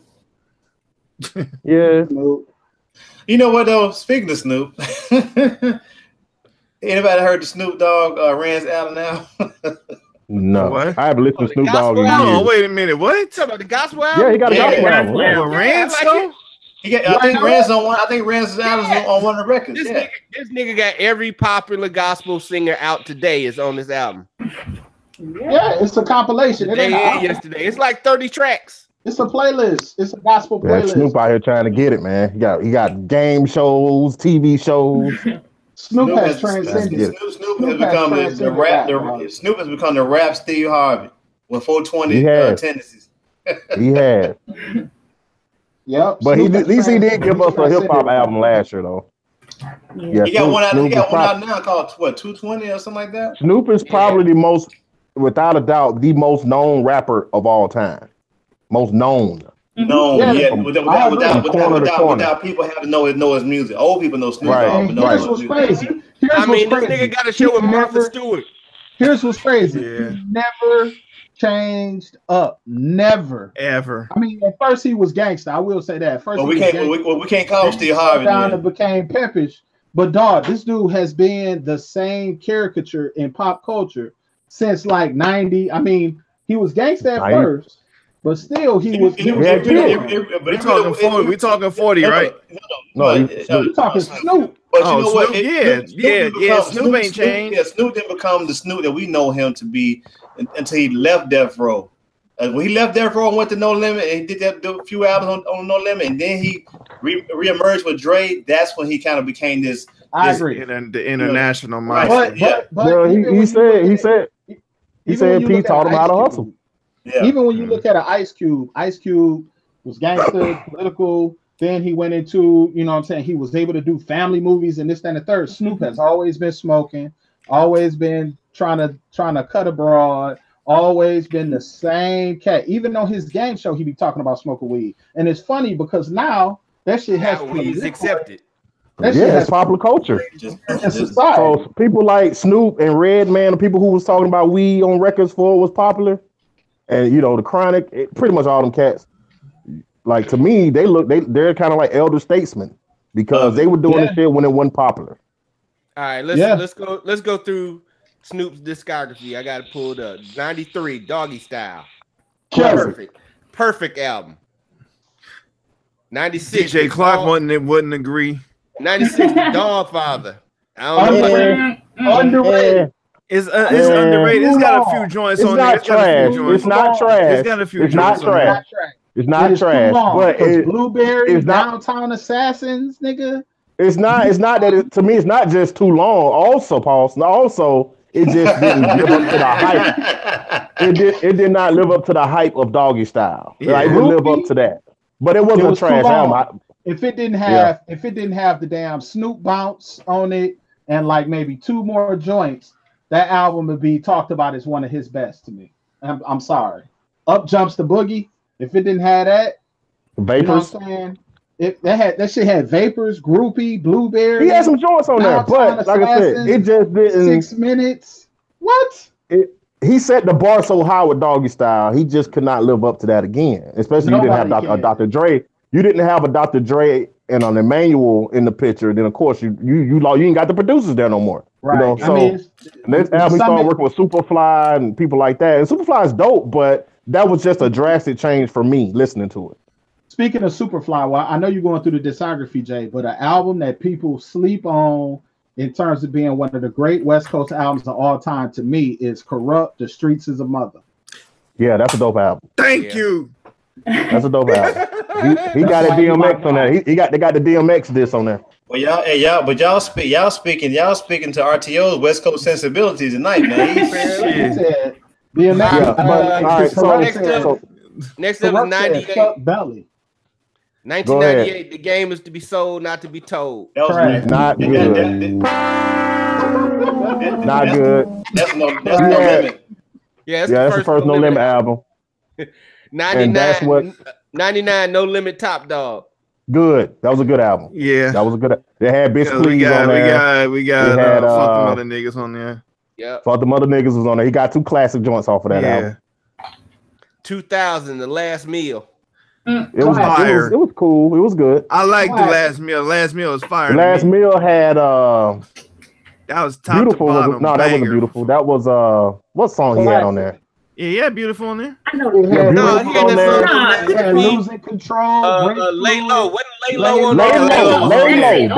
That was my shit. Lay Low was fire from beginning to end. Lay Low was my shit. The Timberland joint was on there too. Yes. Timberland What's my name? That's new. Yeah. That was a dope album. Clinton. Yeah, Bill Clinton. Like, now, Bill, this your nigga. Did you fuck that bitch or what? And he had that joint Stacey Adams on there too. Like Stacey Adams. That was my shit. Also in 2000, the East Siders with the East Siders. Oh, that was a great album. Great album. Yes. Great album. I wish they would have actually did more together. Like I'm telling you, man, that was a dope ass album. Go to. Nigga, they had Battle Cat. Battle Cat did a bulk of the production on there. That shit was beautiful. And one Cocaine on that album. I think so. Yeah, he was. Yeah, I like Cocaine, man. I like Cocaine. I know. What came out next? Cocaine was on the last minute. It's a hell of a drug. Yeah, it is a hell of a drug. Hey, while y'all bullshitting, Cocaine's album he put out late last year is actually pretty cool. Really? Yes. Damn, I didn't even know he was still out here. Yeah, he's still doing it. Hey, but I don't want to get the Snoop thing, but there's another guy who it never gets mentioned a lot. Sugar Free. Thank you. I love Sugar Free. That nigga. He don't get mentioned at all. Sugar Free was ahead of his time. He was ahead of his time, man. Yeah. He was ahead of his time, Hurt. He did a mathematical. If Sugar Free came out now, he would be a star. Yeah. What's the next album? Go ahead. That's the next album. It was the Boss Up. 2001 Deuces and Trays, the old fashioned way with the East Siders. Yeah, I don't remember that one. I didn't listen to that. I like Deuces and Trays. I like that album. I thought Snoop's next album was Plays the The reason I like Boss. that album, he had some high tech beats on that album. I thought that's the one with Beautiful on there. right? Beautiful not on that. Yeah, Play the Cause Be the Boss had Beautiful on it. Yeah, the next album. And he had some Just Blaze The stuff on next there album too. is 2002 Paid the Cost to Be the Boss. That's It had Beautiful. It had some Just Blaze Let me say beats. this about Pay the Yeah, Cost one to with Be the Jay-Z, Boss. the song with Jay-Z. There was a bootleg version of Pay the Cost to Be the Boss that had joints that never came out. He had a joint with Redman. He had a joint, and I mean, this was when I was heavy in the internet, in the online snatching game. Oh, I thought you were about to say you heavy in the game. I'm still heavy in the game. But in the game. He had some shit that didn't even get on that CD. That was crazy. Wow. All right, 2004 Rhythm and Gangster, the masterpiece. They had a few joints on it. Yeah, it had that one song I used to love. And that Pharrell song. Yeah, let's get A Gangster's Life. A Gangster's Life. I just love that. It had Nate Dogg on the hook. A Gangster's Life. Oh, was it Akon? I forgot about this album. No, A Boss's Life. A Boss's Life. Also in 2004, The Hard Way with 213. I didn't listen to that. I listened to it, but I ain't like it. Plus, he ain't let Warren do no production. I ain't like it. Quiet as kept. There's a live on Spotify. He didn't do no production on that album. What'd you say? If you on Tidal, they have a live concert of 213. It's like an hour long where they go through all their joints. I'm like Jay Bishop. I'm like, nigga, how you not let Warren do no production? That's like, that's like a no-brainer. I don't really want to hear Warren rap. Yeah, it over there hurts. He ain't the best rapper, but you get that nigga a drum machine and a turntable, he makes some shit happen. Hey, let me ask this as a caveat: Did Warren G have a classic album? Yes, the first one. The first album was classic. I don't care what nobody say. That first, the G-Funk era was a classic. You could play that shit from first song to the last song. Super Soul repeatedly.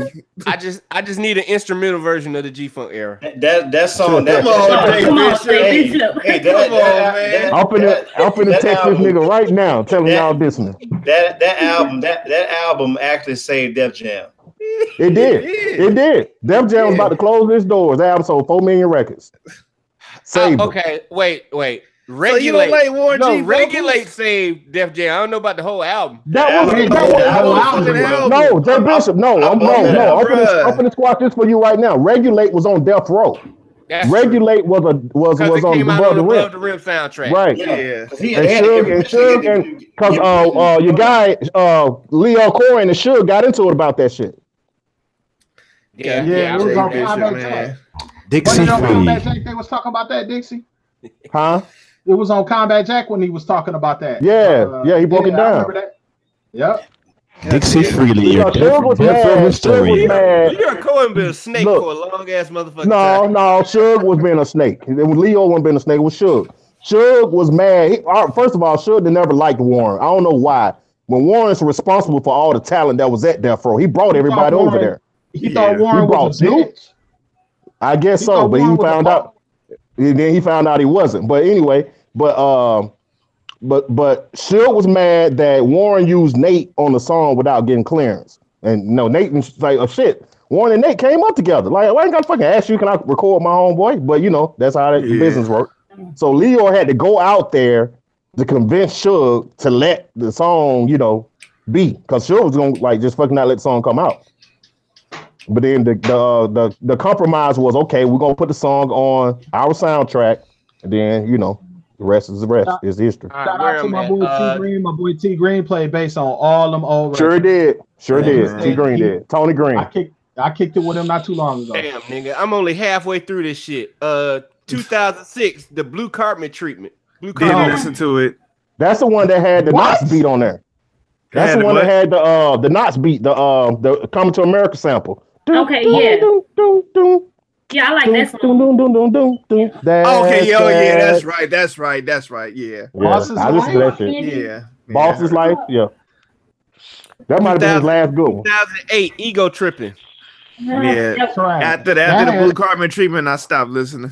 Sexual seduction on it, didn't it? Yeah, I think. No, one of them songs. One of those albums, he had one last hit. It was Snoop. Had the Rob bass sample. I wanna rock right now. One of them albums. Ego Tripping. Life of the Party. Ego Tripping. Yeah, that was like his last shit that I was fucking with. Sexual Eruption. Rob bass. So which one of the one that had Sexual Eruption? That's Ego Tripping. That's the last. I didn't even hear that album. I just heard that single. Like, you heard. I know you heard the Rob bass sample one. That was a huge hit. 2009. I had to. Yeah, I probably heard. I want to rock with the Rob bass, Malice in Wonderland. I think. Oh, I love that shit. That song was. By this time, I was full on to Dylan, and I was listening to. Let me tell you how I know that song. Remember that song was a huge hit because before he could come out with an official remix, like 30 niggas had already jumped on that instrumental. I remember Snoop was mad as fuck. 2011, the documentary. I didn't listen to it. All I remember about the documentary is there's that video on YouTube where Quick came to the studio and had that Arteria joint. Yeah. I just posted that the other day. That's the greatest video on earth to RTO. I love, man. Don't get me started on that fucking video. So hold on, let me ask this question. Wallace, knowing the kind of production you do, which one has the most influence on you, Quick or Dre? Dre. Because Dre used more hip hop shit. Dre still use more break beats, more. Yeah, I can see that. Wallace be on them break beats like a motherfucker. But Quick is to me. Quick is I'm a more of I think I like Quick better though. Quick is he's a more well-rounded producer than Dre is. Dre need a lot of people around him to help his shit. For me, it's Quick because Quick is more on the funk for me, so that's why I rock more with Quick than Dre. In the club, them were Quick's drums. Here's the thing about Dre. Yeah, they said it in the Defiant Ones because I guess Jimmy Iovine, he really learned this from him. But Dre produces producers. You know what I'm saying? And that's kind of I like how he does. A composer. That's the type of shit I like to do. And a ranger. Yeah, nigga, I know. Wallace. Yo, Wallace. We starting to learn that, nigga. I already did documentary. Mac and Devin I don't know, Dixie. I think if you add some trap drums to this, I think it'll be some out of world shit. Dixie like, nah, nigga, I'm doing other shit now. I tell niggas, if you send me your stems, I'm fucking with your stems. I'm fucking with your and that's stems. why you get 2 traps from me, nigga. That's why I get 2 traps. That's cool. You sound like that nigga in that video. Once I got your stem, I got him.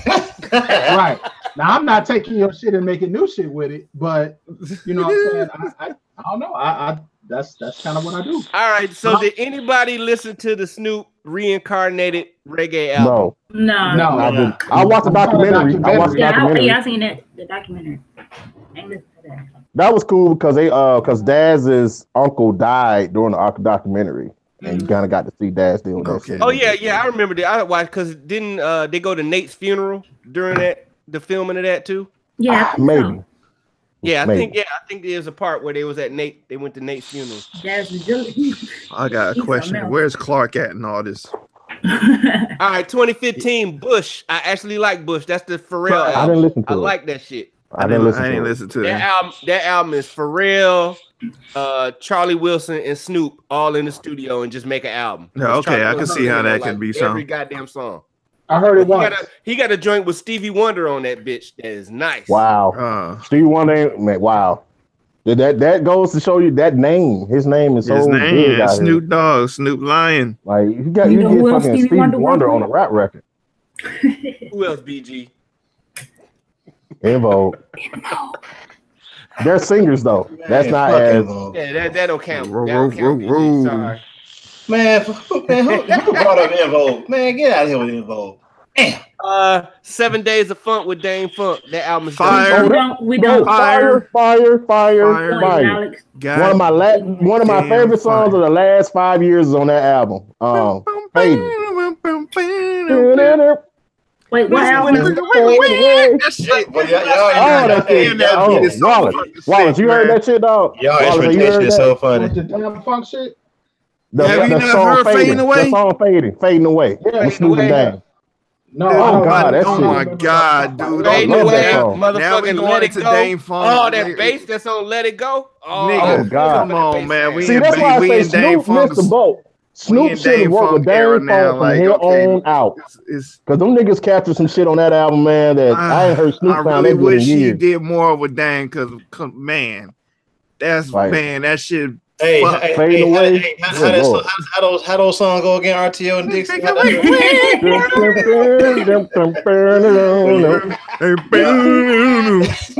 All right. Let me finish this out. Because these other albums I don't know shit about. Kool-Aid. No, I don't know nothing about that. Never Left is good. With Daz Dillinger. And the Bible of Love, the gospel shit that just came out. What's it? No, he got one that just came out before. That was Kool-Aid. He got one that came out not too long ago. That was Kool-Aid, wasn't it? Sign on it. You said Never Left is, but he kind of like back that to shit like was dope. 90s. It was like last year. It was last year. He went back to his old school shit. Breaking news. Just say Never Left 17. Breaking news. The U.S. has launched airstrikes in Syria. Yeah, I saw it. Oh Lord. Yeah, I saw it. Sorry. No, that was good. I'm glad you said that. Yeah. I ain't going ahead and it kind of put a timestamp on this shit. Your boy trying to start this shit. World War III. Yeah. Like everybody been saying. Russia, North Korea, he even got it. China against everybody else. That's how it's gonna go down. Wow. God damn it. Hey man, don't say shit about North Korea, nigga. Hey, don't be whispering shit. Kind of on this note, did y'all watch the interview I posted of Killer Mike talk to the NRA? Did y'all watch that video I posted? Nah, not the whole video. Nah. Fuck Killer Mike. He got in trouble for that shit. Hold on, what you saying? Fuck Killer Mike for? Man, because that NRA shit. But Jay Biss, let me say this. His shit was taken out of context, right? Hold on. I watched it. No. Let me tell you what happened. If you watch the video, you're going to agree with everything he motherfucking said in the video. But here's the problem. He let NRA use him against those kids. And he didn't, because he did that shit a week before, not knowing that they was going to wait till the week of the damn march to drop the shit. My whole problem is it's the NRA. What do you think they're gonna do? I got no problem. That's true. I got no problem with his viewpoint. I ain't even mad at his viewpoint because I believe that black folks should have guns or whatever. That's true. But that's true. It's the NRA. Walking into right. He set himself up for that. You setting yourself up to fail. And I'm gonna tell you why. I'm gonna tell you why it is, because ever since Mike has got with LP, he has gotten a little soft. I'm gonna be honest. Oh shit. He don't got a look. He's become a little too bipartisan. That's because he's placating. He is. He's trying to keep his white audience happy, which is his entire audience. Wait a minute, you said niggas LP? don't fuck with Run the Jewels. Yeah. What's LP? Hold on, man. LP from I ain't never heard Run the Jewels. I fuck with Run the Jewels. I ain't never heard of them. I'm gonna tell you. Because I'm gonna tell you when I noticed the turn. Because I follow Mike and I talk to Mike sometime on Twitter. I noticed the turn when he said, you know, when all the shit was going down with it's been so many. I can't remember if it was Alton Sterling or if it was the guy out of Minneapolis. But he said, you know, injustice to anywhere is injustice to everywhere. I'm like, nigga, bullshit. Bullshit. They gonna keep doing this shit to us because they know they can get away with it. They ain't gonna do that to them. I don't give a damn. They ain't never done it to them. Never. And they ain't gonna start now. It's like that's just him trying to play the middle ground and not offend, like you said, this new fan base he got through with LP. But I watched the video. I didn't disagree with anything he said in the video, but I do agree he should have never let himself get set up like that. Going to talk to him, all right? Yep. So I don't know about this nigga. So I'm not gonna say F him, but judgment is off. He just that's the one time I'm gonna give him a solid L.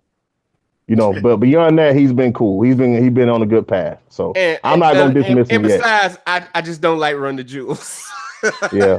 I have not listened to I tried to listen to their first joint. I was like, it's cool, but second one's better. Them beats is all quantitized, nigga. They quantitized to death. That's LP though. Which one's the one that got Gangsta Boo on it? I think that's the second one, right? That's Run the Jewels 2. Yeah, that's the one I can fuck with. Did you like his first? Did you like? No, I did. I didn't really listen to. I didn't like the first one. I did like Mike's album, his first album with LP that he did by himself. I did like that. What was the album called? Rap Music. I thought that was cool. Yeah. I ain't listened to a Killer Mike song since All Day I Think About Sex. But Killer Mike's, let me tell y'all, Killer Mike's best work came between leaving Purple Ribbon and getting with LP. He had a 3 mixtape series called I Pledge Allegiance to the Grind. That's some of the best hip hop that I've heard. Like them 3 tapes, man, he was going off. Going off. And that's when he was unapologetic. I ain't trying to make friends with nobody. I still ain't listened to that Big Boy album. That cute the what album? The Big Boy album. Which one? Oh, the newest one that came out. I gave it one listen. That's about it. Yeah, the cover. Okay. Yeah, I just don't understand why Big Boy would just fucking work Organized Noise, man. Like, the shit ain't hard. Just go work. Give us the shit we want. Go work with Organized Noise and call it a fucking day. He trying to do all this futuristic shit, and the shit don't be coming across. Okay, that's what the cover look like. So that's okay. I did like the Big Grams. I like that better than his. Yeah, that was cool. Let me give it a listen. That was cool. If I had, if I had to listen to a Big Boy album, it would be the Big Grams album. I just don't understand. You got one of the greatest production teams of all time. Fucking, they work at your studio. They work out of your studio every day. Work with on that. Fucking go work with them. On what? The Big Grams is not the last. Oh, I don't know who on that. I don't know. He got a Ninth Wonder joint on the Big Grams album. Okay. Like, I would never understand that. Like, you got Organized Noise right there on speed dial. Like, they in your presence. Like, fucking get a beat from them. You might want to switch up. God damn. Next subject.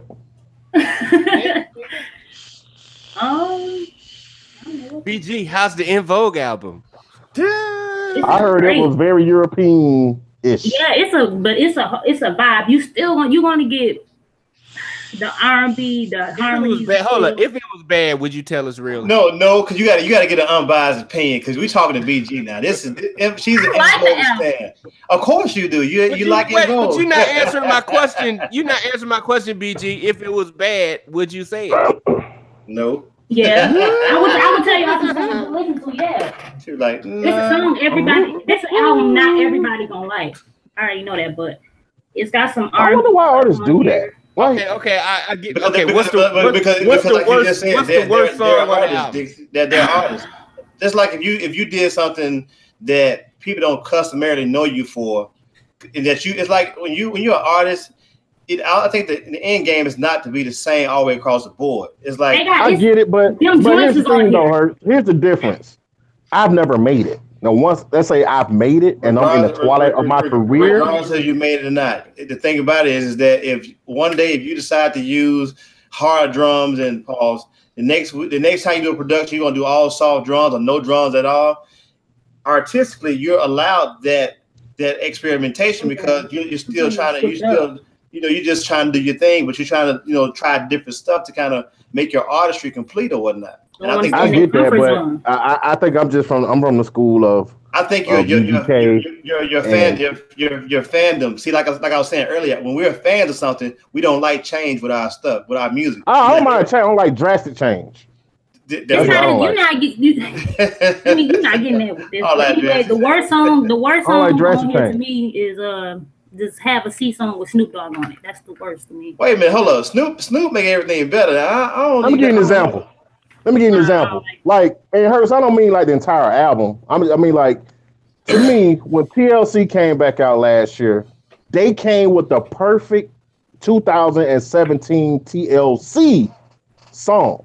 But they wasn't. That whole album was like that. Yeah, but it wasn't TLC though, because TLC can't be TLC without Left Eye. But from a sound standpoint, right? From a sound standpoint, you can hear them over that years ago. You see what I'm saying? Mm-hmm. It was a modern sound, but it wasn't so drastically different. It was like, man, what the fuck is this? It wasn't that. You know what I'm saying? That's what I mean. Like, I don't mind you changing, but don't just like Scarface Deeply Rooted. That's a perfect example. He made some changes. He had some trap drums on there, but he still had that motherfucking organ on there too, though. So let me ask you a question. Scarface comes out with an album 2018 where he's playing solely guitar. Are you buying that album?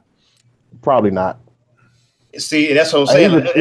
He's a damn good guitar player. Yeah, and that speaks to your fandom because you only want him one way. So, like I said, when we're fans of something, that's a drastic change, though. Hurts. Right, that's a drastic change. But it's a change nonetheless. It's still him exploring because he's just not one dimensional when it comes to his art. He can do a lot of things, but we put him in this box to where we only want our people that we cheer for in a certain way. It's like if you know a guy who play ball. I hear you, and I get your point, but I'm gonna tell you why I disagree. Deeply Rooted had trap drums on there. I had never heard of Scarface album with trap drums. He had hi-hats that were trappish, but he still had the organ. He still had the Wurlitzer. Right. He meshed both worlds. That's what I mean. Like, I can get with that. Right. But the drastic changes, I can't. But like I said, again, it speaks to your fandom. When you're a fan of somebody and you pretty much have this, like, it's just like going back to Common. When Common dropped Universal Mind Control, I was done. I was like, man, I don't want to hear this shit, because you know why I said that? Because it wasn't B, it wasn't like Water for Chocolate, and it wasn't One Day It All Made Sense. That was my fandom. Change. Right, though, that's my fan, but that's intertwined with your fandom. So when you go ahead, Jay. Is it better for an artist to be drastically different every album, or be the same every album? Like, say Too Short for a while was made the same album every year, right? But that's what his fans wanted, right? So what's Too Short still here? You still here? Goddamn right, that's what we wanted. Too Short had a hit record in 2014. But that's just like 3,000. That's like 3 stacks, right? If you listen to you can't use them as an example, because they fucking reinvented themselves on every album that worked. Exactly. So they're the one unicorn, but they're the one unicorn. But you know why? You know why? Because they didn't allow you to sleep with the same stuff. Oh, they came consistently with change. So that's what I'm saying. So, but it was good. Right, but that's the difference. Most of the time, people do these changes. It's not good. But Wu-Tang. Talk Wu-Tang for me. Wu-Tang, okay. Break down their catalog. First album, classic. Second album, even more of a classic. Now, the W fell off, not because them guys wasn't. They didn't stick. The reason why that album fell, because they didn't stick to the formula. Because RZA learned to play the guitar. And right. And then he thought he was fucking Eric. Let me ask you. Let me keep going. Iron Flag. It was better than the W, but it wasn't Wu-Tang Forever. Okay. 8 Diagrams. It was pretty much just like Iron Flag. I liked it, but it wasn't. And that's what I'm saying. My fandom. You have that magic. Right. And that's what I'm saying. My fandom is like, damn, why come this can't be this? Instead of me just saying, well, hey, man, I don't know what they were. A lot of time when people create music, you don't know what they're going through. I get that, Hurt. Dynamic. So it still has to be good. That's what I'm trying to say. I'm not how different it is. It has to be good. I'm not arguing that. But do the Roots reinvent themselves every album? Pretty much. Yeah. Because they go through internal changes on every album, almost every album, almost. So even with the Roots, same thing. It's some Roots album that people wouldn't consider good, but me, like as a fan of the older I've gotten with music and listening and being a fan, I'm learning how to accept the different stuff that they bring it forward. Because it's still a part of their artistry. So I try to sit back and I respect artistry. There's no way I could be a producer / artist myself and not respect artistry. But at the same time, I'm just gonna not abandon the things that worked. But you know, but the thing about it is though, like when you're an artist and you're that deep into what you're doing, like sometimes I can't speak for these dudes, but you might want to try something different artistically. Yeah, for sure. But here's the thing though. It's like I said, it always goes back to our fandom. When we get used to a certain thing, it's like if you used to your wife coming home and parking her car. Let me give you an example, nigga.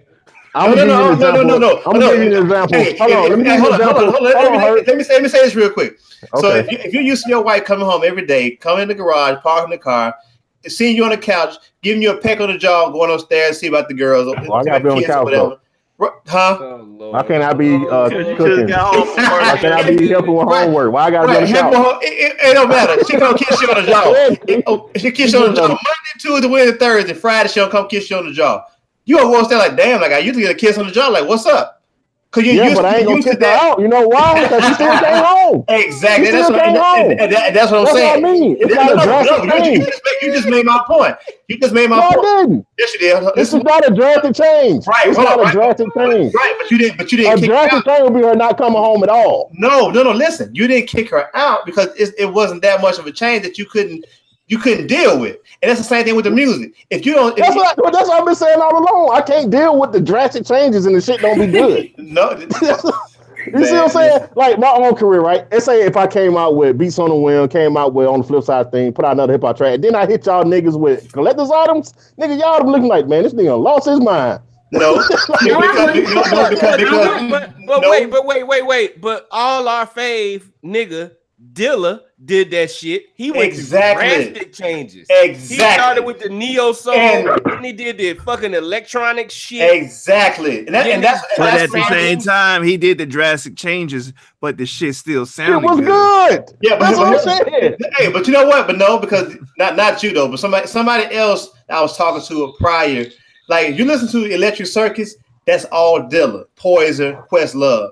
And it's such a 180 from like Water for Chocolate, like 180 from it's 180, but it was still dope. You know what I'm saying? So like, right. and that's why I said as a fan, I couldn't get with UMC, Universal Mind Control at first because as a fan, I'm like, man, it ain't B, it ain't like I ain't fucking with it, ain't that. When I went back when I stepped outside of myself and listened to it, I'm like, you know what, man, I was tough on this album. But Kurt, you gotta give me more credit than that. I mean, come on, man. I'm an Outkast fan. They always changed it up and changed it drastically most of the time.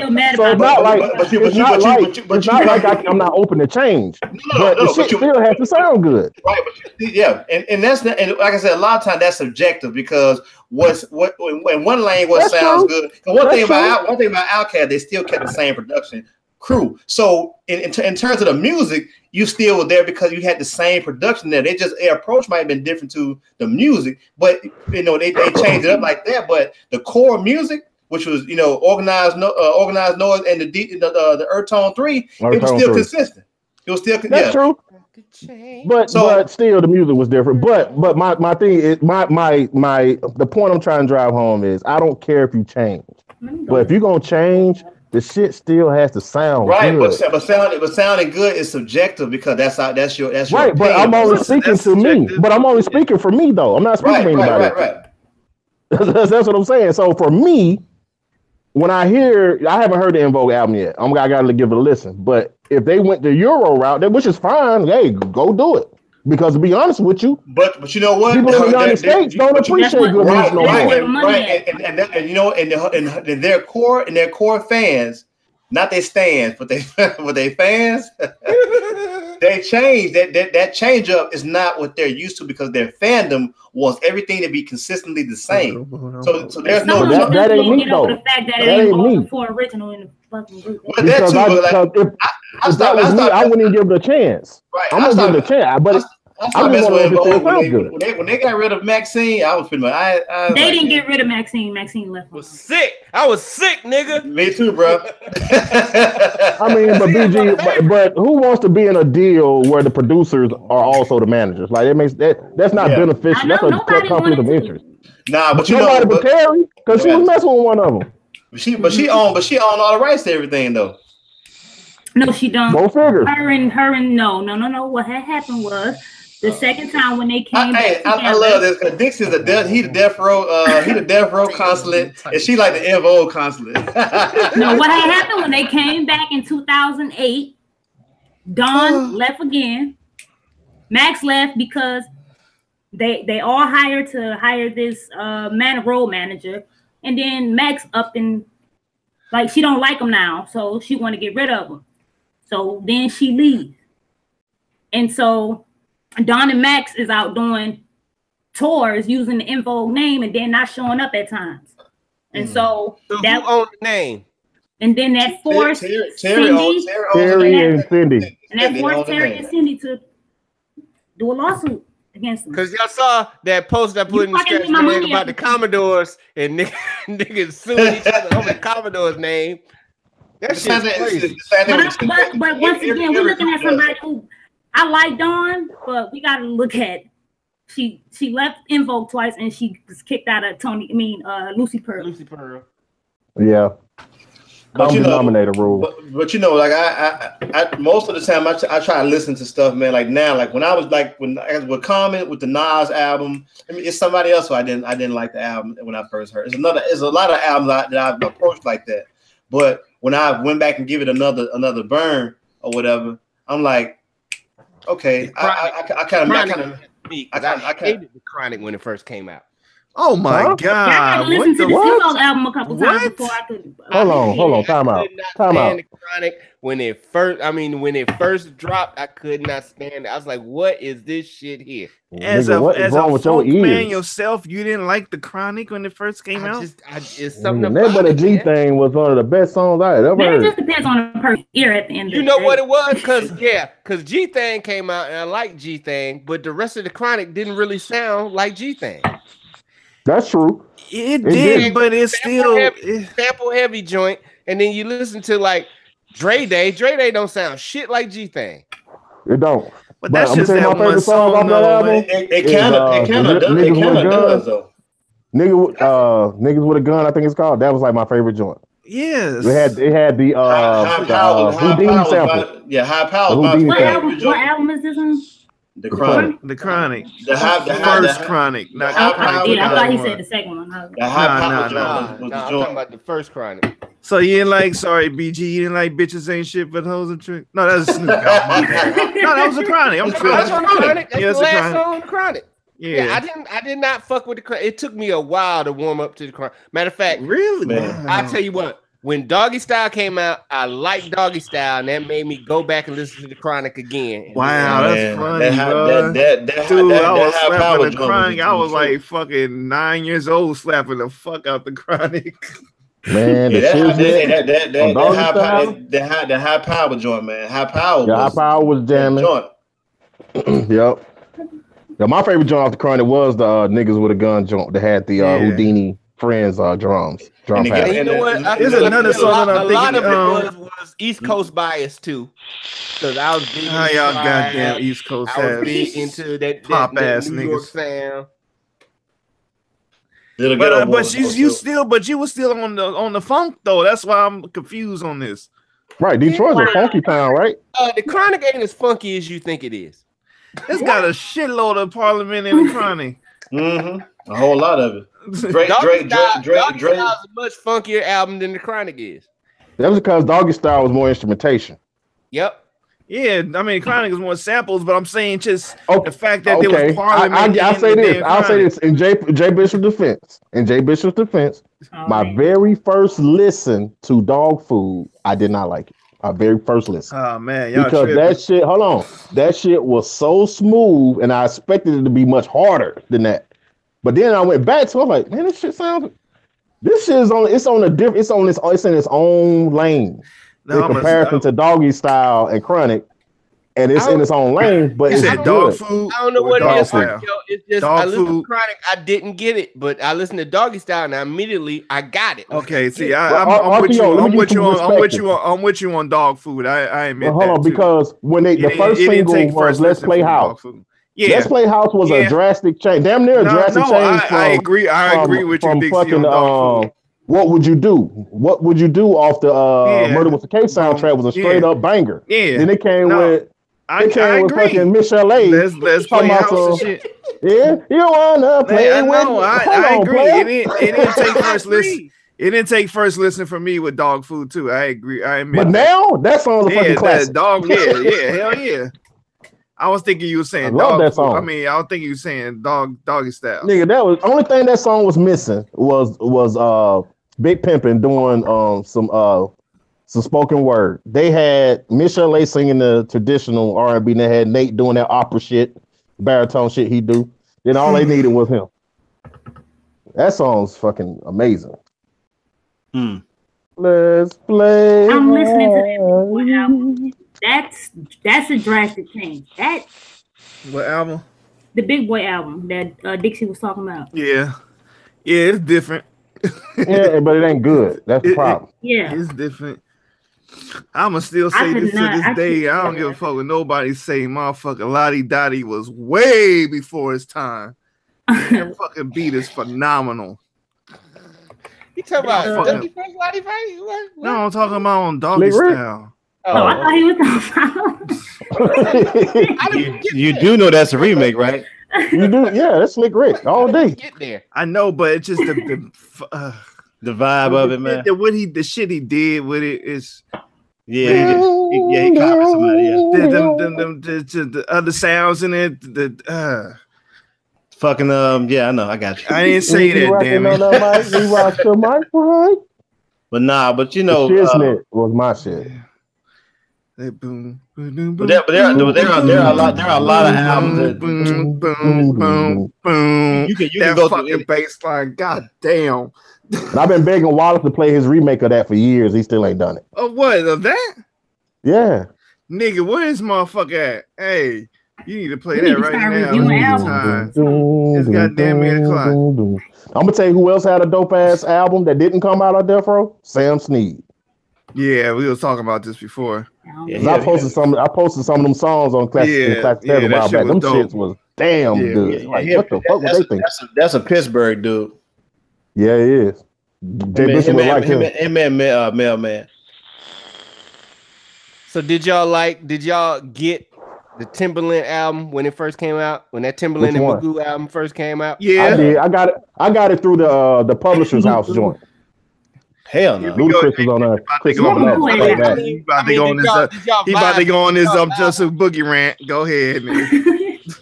You ain't like up Justin Boogie. The first thing, that's what I'm saying. Like, why you don't like my that? First impression. Hold on. My first impression. We know that, but fuck that part. The beat itself. Hold on. My first impression of that album was, damn, this nigga biting too Q-tip. Yes, I used to get them mixed up. Nah, I ain't do that now. Nah, I did. I was little, but go ahead. That's blasphemy. Man, we know Jay Bishop be lazy in the cut like gay niggas and butt. We know. That line always kills me. He said it even worse than the remix though. I'm like, he even topped himself, like, bruh, for real.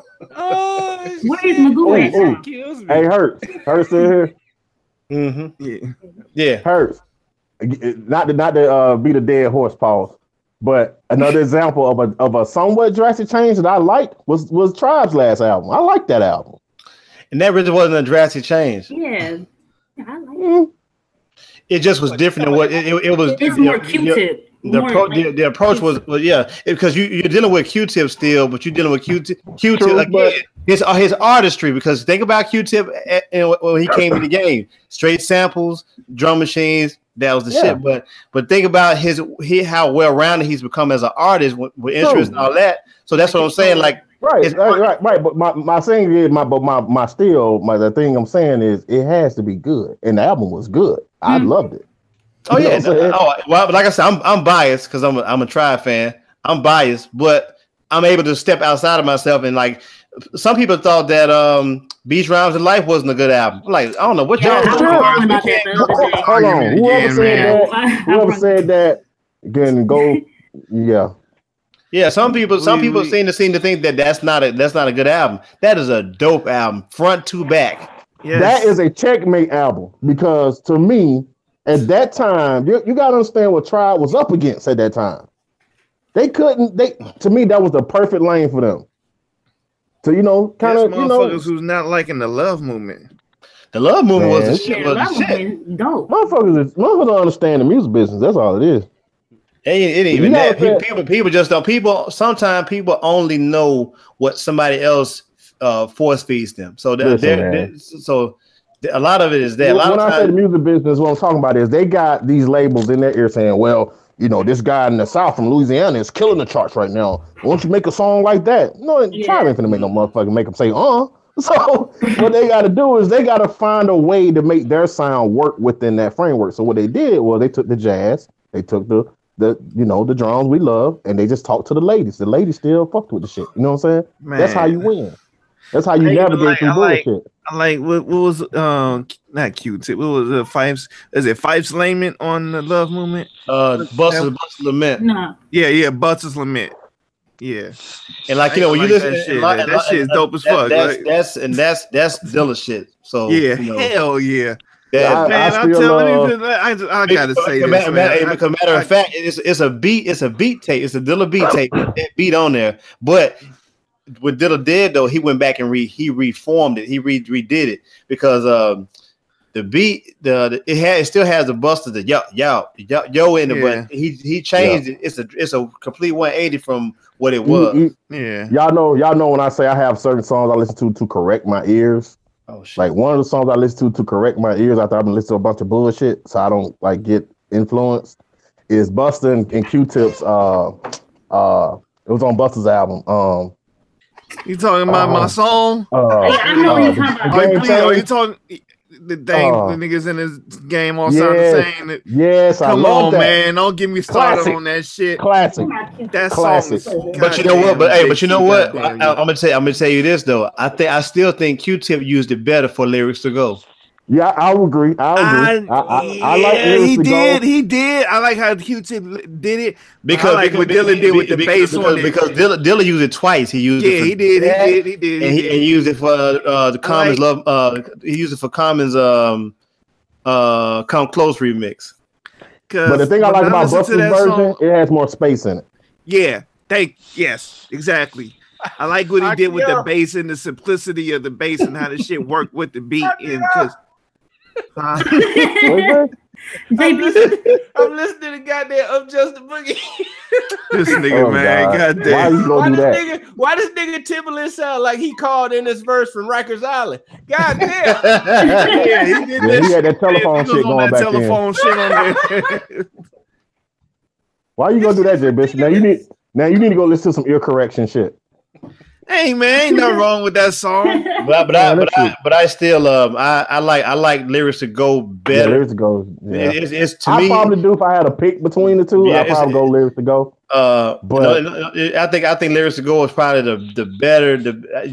I think Tip used it better. I won't say better, but yeah, I'll say better. I love that song. Tip did more with it. With the sample. Pause. Yeah. Yeah. Yeah, I know. Right on. But it's a lot of samples, songs out there like that, man. That somebody else has used. Like I think the Alchemist used the Lenny Williams joint way better than anybody I've ever heard use that sample. And I think we were talking about that before. Yeah, listen to the Dilla joint on 215s. That beat was on Mobb Deep's album Infamy. It's a joint called No Place Like Home with Littles. And I've heard Kanye use that sample. I've used countless other producers use that sample, but the Alchemist bodied that. I'm talking about when I say only reason why you know it's Lenny Williams because you've heard the song a billion times or whatever. But man, the way he flipped it. Oh man. And we talked about this like a year ago. I remember you saying that. Man, what song was that Kanye used before? I forgot. Overnight Celebrity. Yeah. Okay. All right, Hurts. Who's better, Alchemist or Rick Rubin? Well, shit, dude. That's apples and oranges. Give me another. That's apples and oranges. No matter what I say, it's gonna be an argument somewhere. So give me another one. Let me think. That's like saying who better, Timberland or Quincy Jones. Now, if you say Alchemist and Muggs, I'll probably say Muggs. Yeah, and we know why you will say Muggs, Hurts. Why? Because Alchemist is under Muggs' lineage. Exactly. And on top, that's Hurt's default. I know, right? It's always better. Hey. Except for Dr. J and Michael Jordan. Hey, Dr. J made it an art. No. Dr. J made it a hot line. Jordan made it a hot song. You right. You made a hot album shit. Yeah. Which, like I said, if it wasn't for the Dr. J making it an art form in the way he did, you wouldn't have a Jordan like that. It's music time. I think Jordan took it up 3 more levels. Oh yeah, no doubt, no question. Davenport been on he been all in the I'm here, chat. Okay, so then, man, let's get this started with this music, man. Oh, please, officer. I thought you were about to say. Oh, one more thing. When the playoffs start tomorrow? Yeah. Yes, okay, sir. cool. I'm gonna be watching. But Rick Rubin. Ooh. If you was to ask me about, let me see who I compare with Rick Rubin, because Rick Rubin is like, he's kind of a mad genius, man. Otherworldly. Larry Smith. You had to compare Rick Rubin and Larry Smith. Larry Smith all day. I would never put Larry Smith. I would never put Rick Rubin above Larry Smith.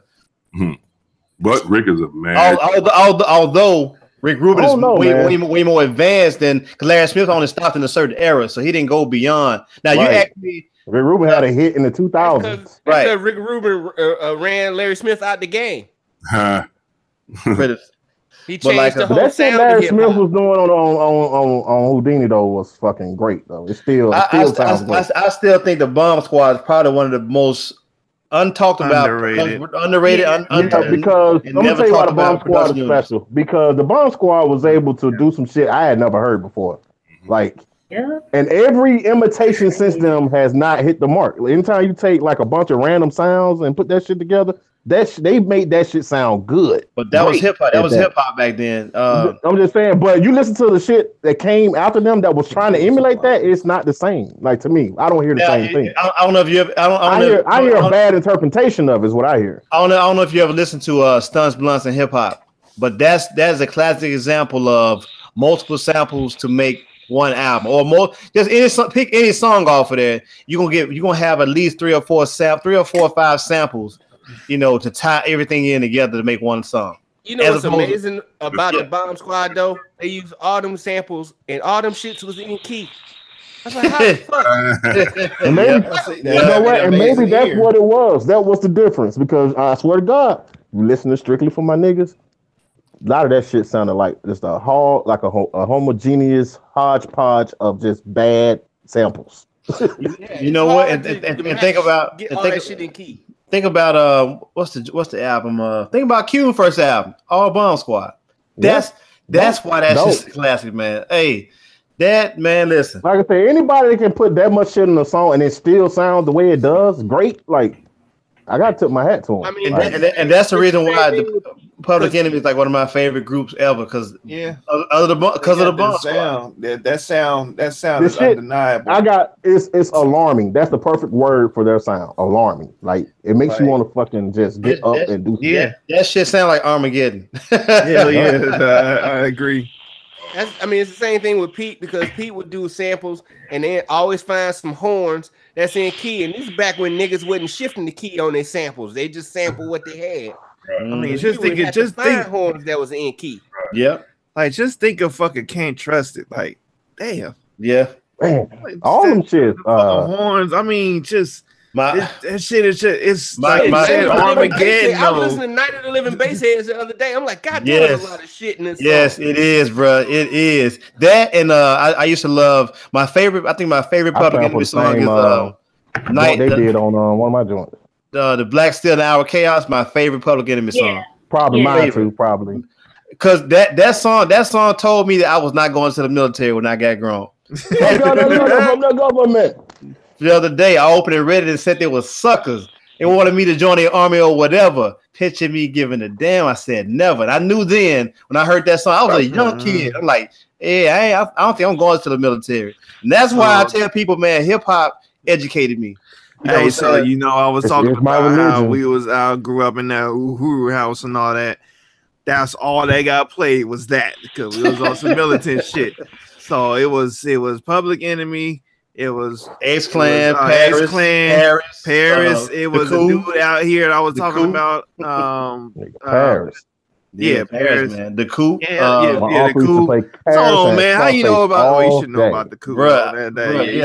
You should know about that. That's not too far fetched. No, sir. So I used to be a part through the Hoover House. He used to have like these little black men type gatherings for kids and stuff. It was called the Hawk Federation, and we used to,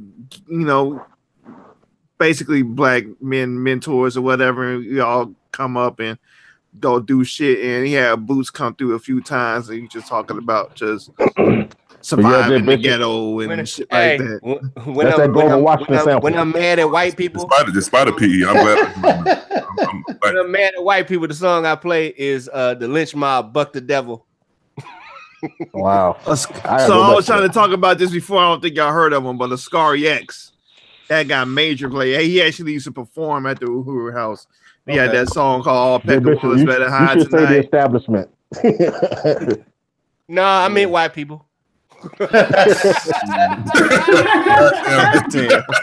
I'm sorry, Wade, and I'm sorry, I will. I do not endorse the comments of the views of Jay Bishop. Oh, calm down, Killer Mike. We ain't gotta get all political. All right, man. Who's gonna play the beats? Killer Dixie. There you go. Hey man, every time every time I mention your name, bro, I just want to go pull out my Latin books and man, refresh on my Latin shit, man. Yep, this is where it came from. Man. I took honors. I'm telling you how much of a nerd I was. It was for my rap life, Right. I've spoken freely. You don't speak too much now, but speak through the instrumentals now. Okay. That's some Squab House shit there.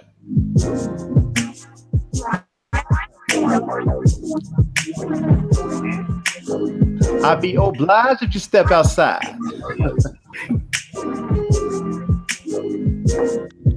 Nice.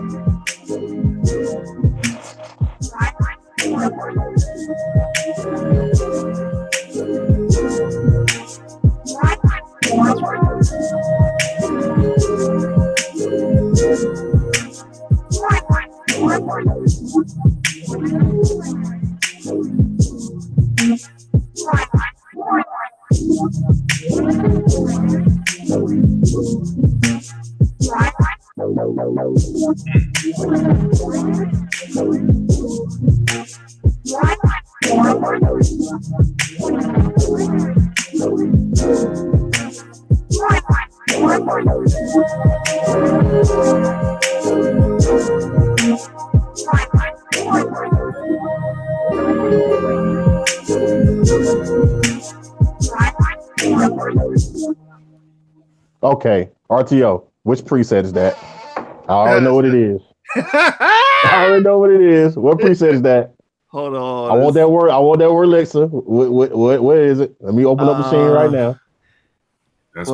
The thing is, because once you choose it, because I don't. Hold on. Let me see. No, nigga. I don't want Hold on. You give me that, and I will give you that rose you've been looking for, because I think I created it. What plug-in? You talking about the bass, right? It's Cascades kit, but I don't know what the Cascades kit is. That's the only thing. Just what you type in for the drums is Cascades kit. I should say that. Yeah, I'm talking about that Wurlitzer. That's the bass from Rolls Royce. Love Don't Live Here Anymore. That's what I'm talking about. The bass. I thought that was. I thought that was from Air. The bass. No, the bass ain't Air. That's not Air. What is that? This. What is that? Yeah, nigga, that shit. It's called Bass Taurus. It's a machine. That third party? Nah, it's a machine. What? This is not coming up. What? Bass Taurus? What? Hold on. Yeah, I got the. You got all these niggas running to their machines. Hey, I'm looking for it. I'm typing it in. Bass Taurus. It may be. I don't have that shit. I think that's a kit, RTO. It may be in the kit because I be picking single shits out of it. I want to know what kit that is. You ain't gotta do it right now, but I'm gonna be hounding you by tomorrow. I'm fine. Yeah, save it for after dark. It's probably an amplified funk. Nah, it's not. Yeah, I found it. It is. It is amplified funk. Man, speaking of which, man, if that shit come up on timeline one I more ain't got time, that shit. RTO. Hold on, Jay. Wait, hold up. Time out. There it is. Jay Bishop, you don't have. There it is. Oh, it's over. No, I don't have amplified funk. I don't buy every machine expansion that come out. Nigga, I was thought you bought that though. With your hold on, Jay Bishop. I might be able to give it to you. Pause. Hey, RTO. You know, hold on, Jay Bishop. Come to find out, I might have it for you. I just didn't realize I had it. Huh? I don't buy. I only buy them when they on Remember, I sale. was asking you about it. Yeah, Jay Bishop. I may have it. Hold up. I said I got it. Yeah, I mean, cause I'm like like after dark. I'll leave that after dark. Yeah, we got. Sorry, chat. Y'all gonna have we the nerded Native out. Instruments police after us after dark. Man. But man, I could have sworn your ass would have that at least. Like that's all your lane right there. Nah, I mean the one especially with all the flexitones and fucking funk. Yeah, but I got all that. They got all that shit in Marble Rims. Marble Rims got all that. But the thing is, Marble Rims is for new school West Coast. The amplified funk was for old school West Coast.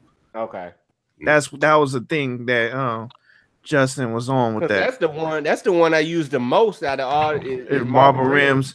I think Justin Myrax was under Marble Rims and Ant Fiddler was under amplified funk. I think that's how it go. What I got? Astro Flutter. Caribbean, yeah, that's a good one. Caribbean Current. Electric. I barely use that. Headland Flow. Headland Flow is disappointing. Yeah, it is. Yes, it was. Magnet Hustle. Marble Rims. Paradise Rents. Velvet Lounge. Yeah, that's a nice one. What y'all talking about? Machine stuff that you don't know, you NPC ass dude. Watch it, sucker.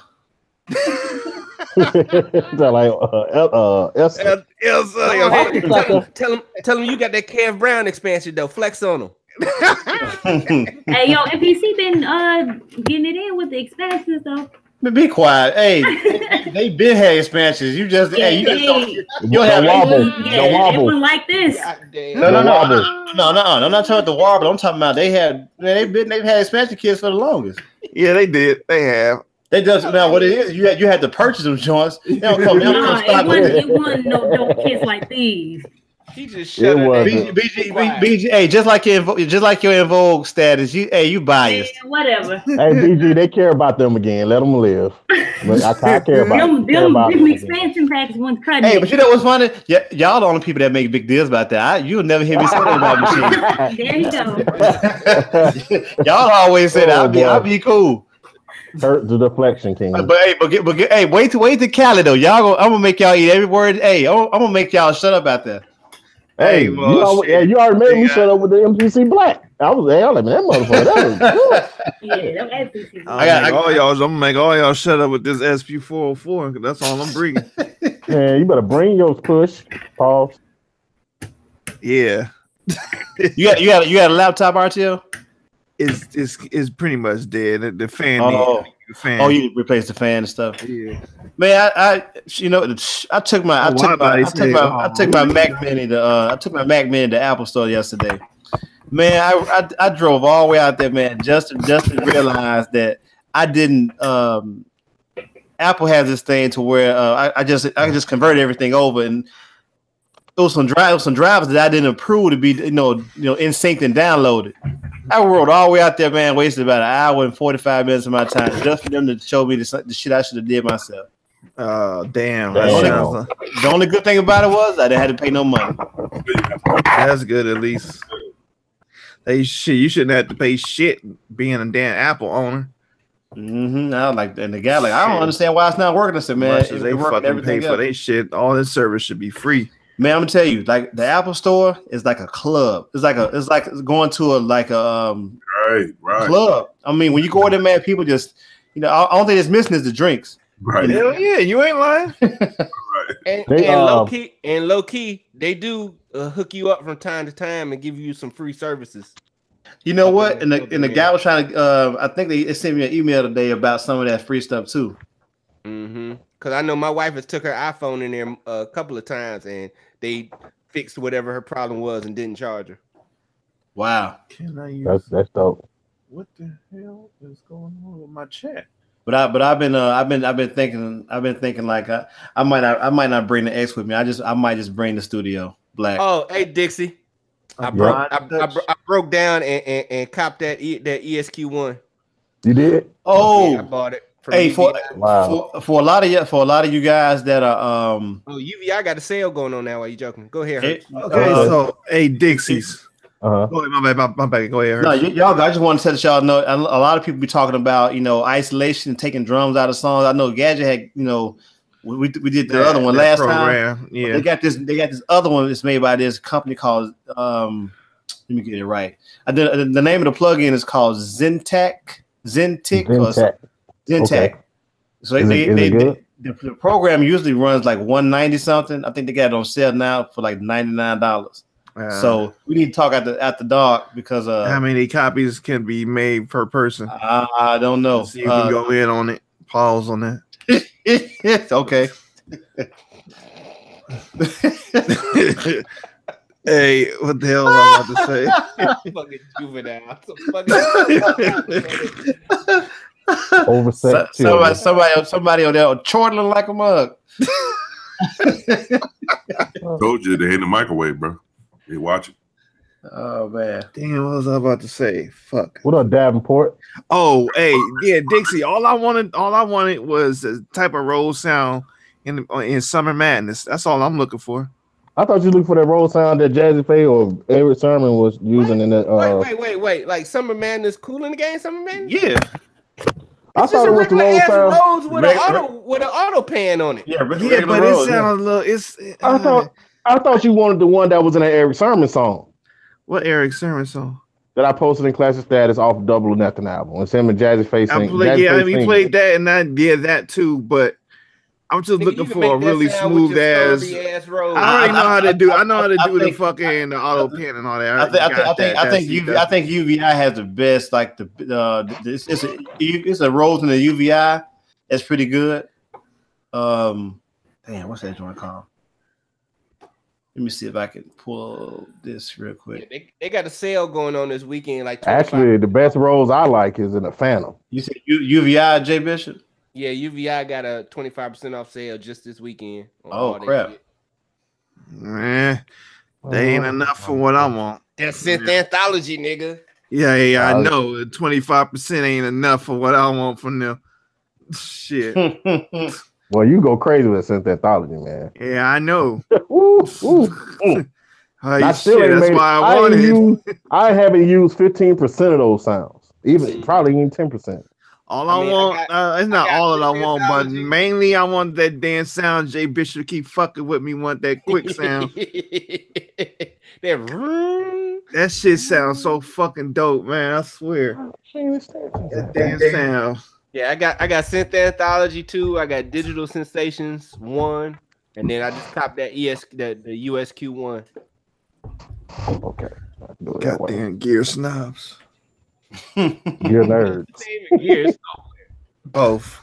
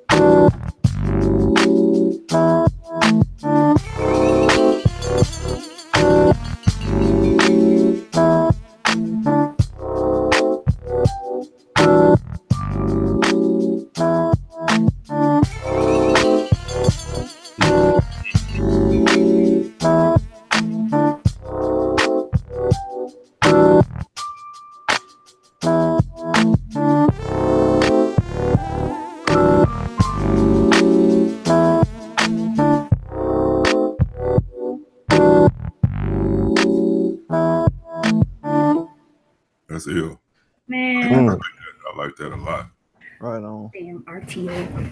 I like it a lot. Yes, I do. Dope.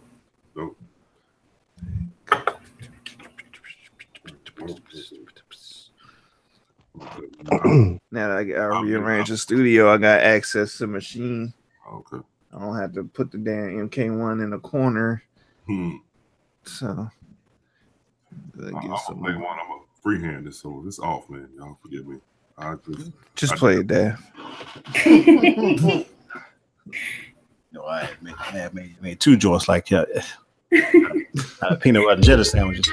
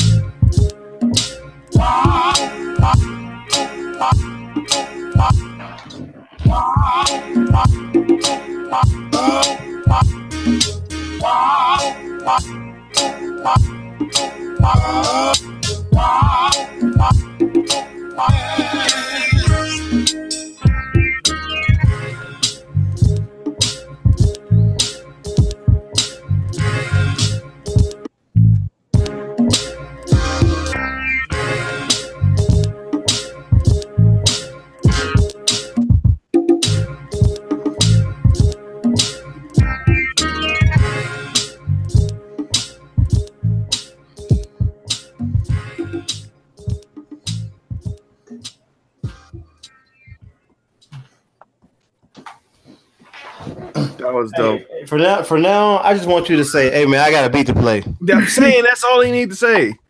Because every time he say it, he end up playing some damn fire. It's like every time he opens his mouth, he downplays the beat he's about to play. Then it'd be some nice shit. Like, I was just saying it's not sequence, so if it's off, man, get shit. I just played 2 beats right now that ain't sequenced. Like, just play that shit. Who gives a fuck? Just play it. I'll play one more.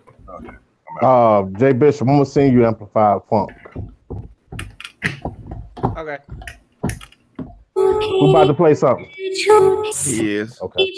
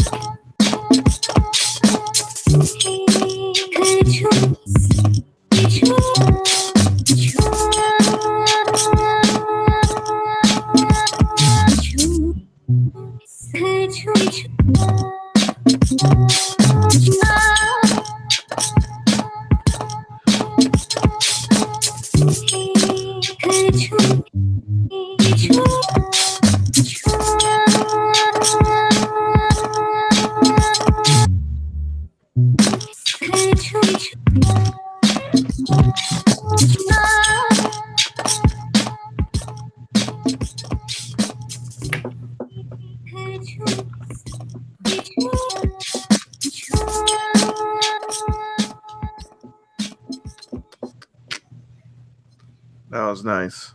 That was dope. That was Dab again? Mm-hmm. Yeah. Mr. This ain't nothing but a loop. That's right. It was, man. A loop. That's it. Tired of this nigga. Is it jamming? Like you can say? Oh, yeah, what's that? That's all it was. A loop. Do it slap or not? I'm gonna play a record. Oh, they let go of Dez Bryant? Damn. Hold on, let me try to play something. Hold on. All right, hold on. All right. I know my cousin knows set like a mug, boy. Man, them Cowboy fans. They hurting. They ain't gonna find one like this. Right.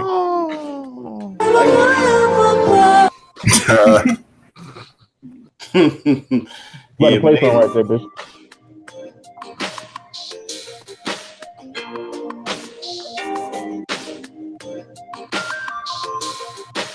For some reason, I can hear Alexander O'Neal on that. Oh shit! Smooth.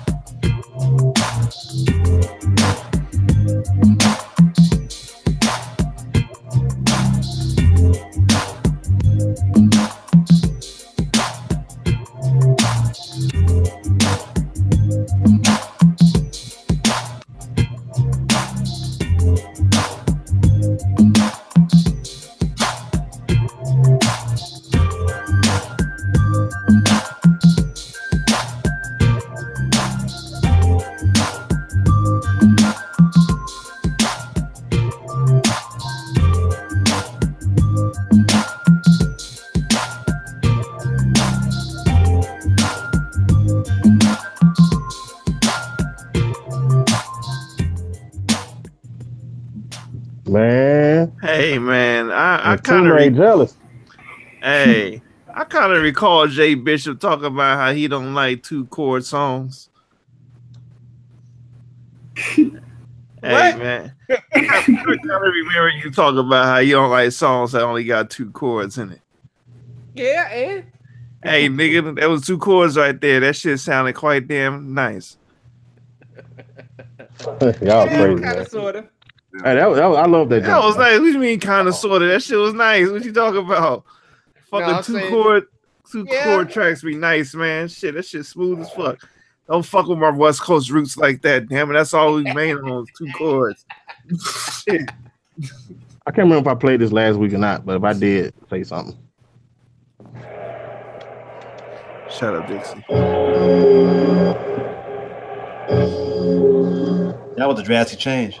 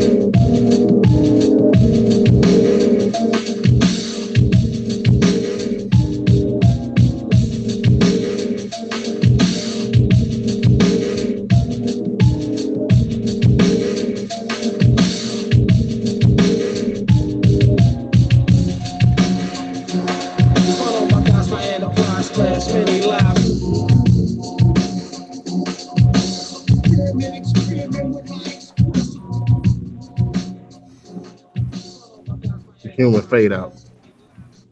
Yeah, that's crazy. Appreciate it. Yeah, man, that needed to get played. Did that get played? No, it didn't. Yeah, that was the one that went up against yeah, because they had the drum break in it. Yeah, you went against Lock Turner with that one, right? Yep. Yeah. I'll play another one.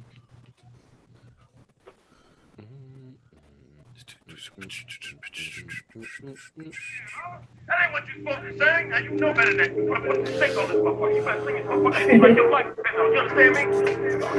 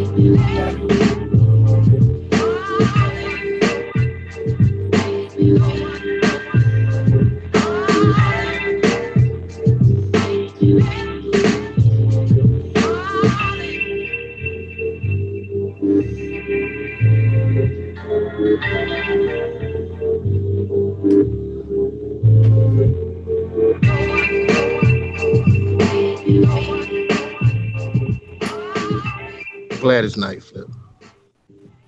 Yeah. Main sauce there was pause. That was Gladys Knight. Just took the piece of the sample and reversed it and made it sound like a chord. Hey man, those be the best things in life. Love you, Take some shit and turn to something else. Yep. Don't just take the loop. I'm gonna play BG favorite track. always remain trying,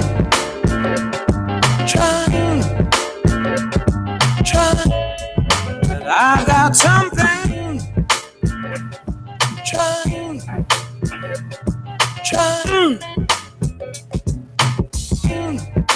always remain trying,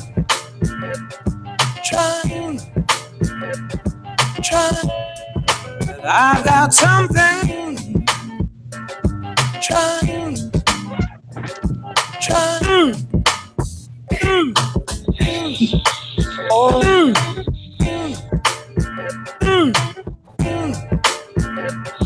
trying, oh, trying, but I got something, I got something.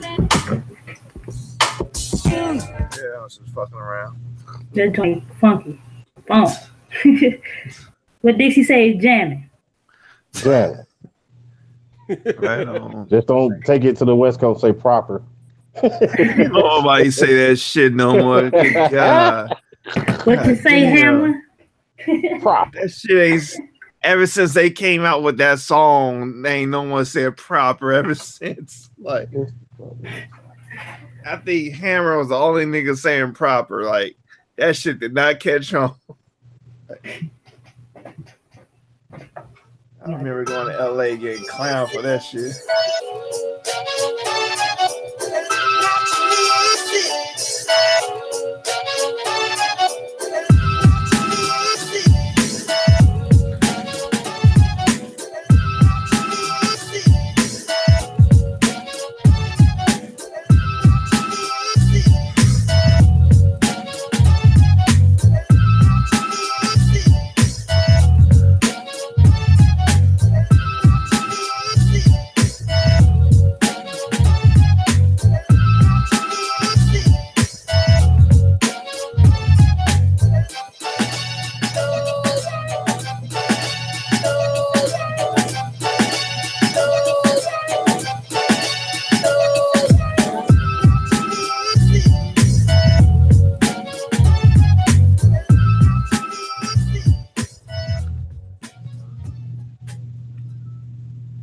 That shit was funky. Did I play last week? Did I play the Lady remake? I don't know. I don't think so. Maybe I did. I heard something. Dixie, Let's just play. I gotta find it first, brother. I think this is it. What is this?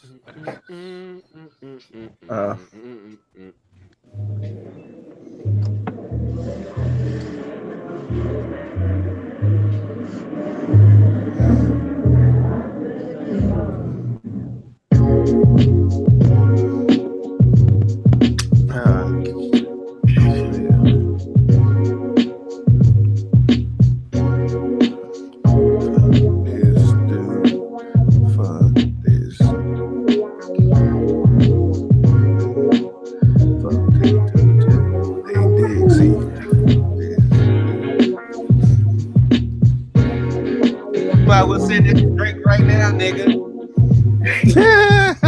Yeah, hey, real talk though.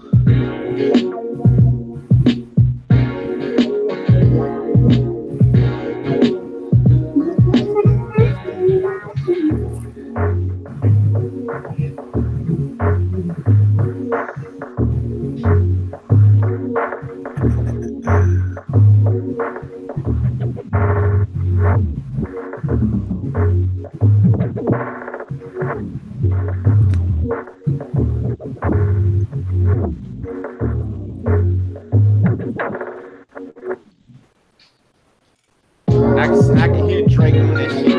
Yep. How nice he is to women.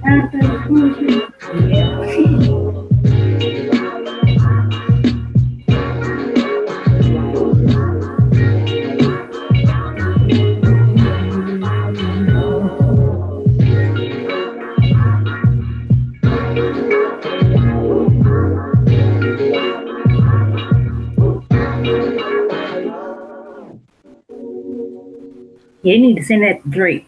Yep. Drake with the Weeknd on the hook singing the D'Angelo part. Right. I wish. Let me get that publishing.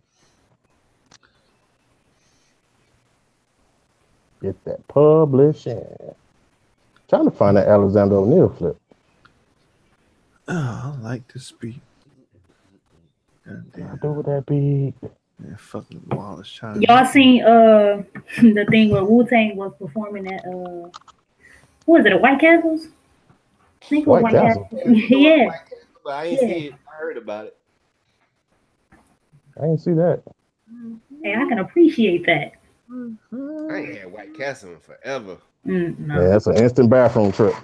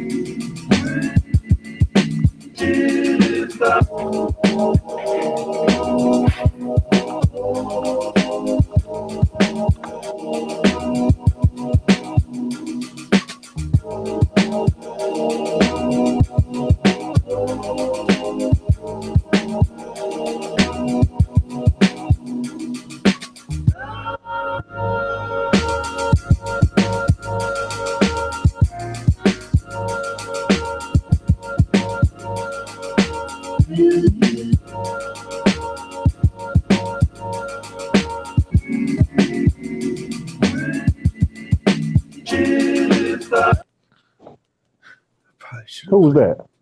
Who was it? That was you? Singers Unlimited. Yeah. Problem. Come on, man. You know better. I'm not looking at the. Nah, it was me, but no, I thought you was meaning who was the sample. No. I'm surprised you ain't did a whole concept beat tape with nothing but Singers Unlimited beats. Stop giving out information, man. Ain't your Chinese secret, nigga? That concept been thought of like 2 years ago. I thought I sequenced this. just singers. The thing is, I just didn't want to make it sound like every beat is going to sound the same because that can happen with singers. Yeah, because they got their one style. It's hella hard to try to make it sound different. Hey, I got some Singers Unlimited over here. Keep it to yourself. That's RTO shit, nigga. Keep it to yourself. Surprisingly, I have not run into any Singers Unlimited records out here. That's surprising. I ain't looking in the right places. No, I ain't found it. I found this in when I was in Grand Rapids. They don't be in the dollar bin that much, huh? Nah, no, they don't. They don't. You need to go in the Christmas section. I ran into a big dollar bin sale the other day. You gonna either find them at jazz or like easy listening or Christmas shit. Yeah. I stay out there. I learned to stay out the goddamn jazz record section because them Blue Note records be hitting. Hey, I went and got a whole bunch of jazz especially up there. Shit, it's gonna be like $20 and up. Shit, 20, nigga. I done seen $200 records in the bin because they don't separate them shits here. They in the bin next to the $15. They trustworthy as hell because motherfuckers have been snatched that up by you. I got some West Montgomery and some Jimmy McGriffin stuff. $2. And West Montgomery might got something on it. Yeah. I got a couple of those. I mean, if you see a Blue Note record out here for cheap, you guarantee that's a reissue. Shit.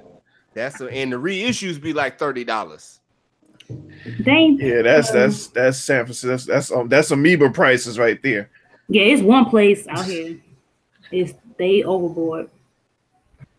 I thought I sequenced this beat, but I didn't. But I'll play what I do have of it. Let me see what Wild is doing over here.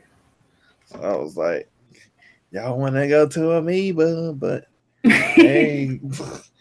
Don't be surprised when you see some $30 records. I'm just saying. I don't think I would want to go to Amoeba. Just how?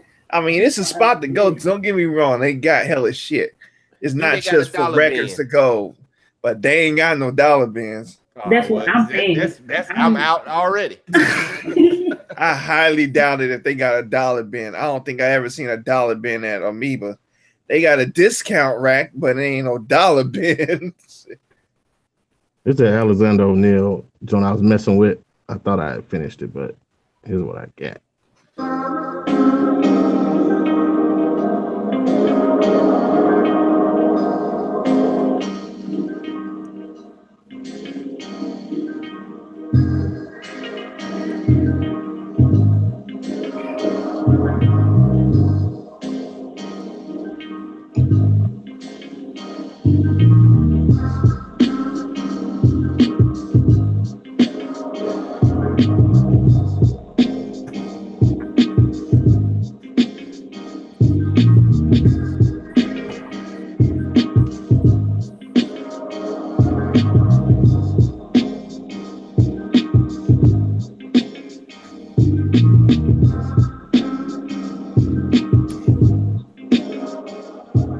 Still an idea right now.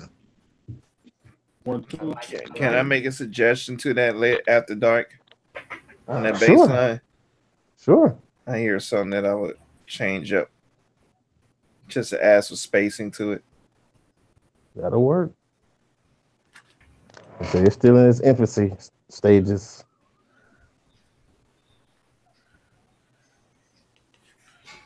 About to got to the sequencing, I was like, hell no, nigga, this shit done.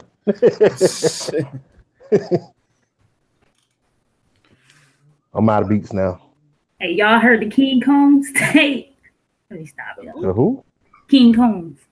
Oh, for Diddy's son? Oh. No, why would I listen to that? Jay Bishop, I sent you the I got it. The path. I got it. Thank you. He sounds just like Puffy and Mace. Just like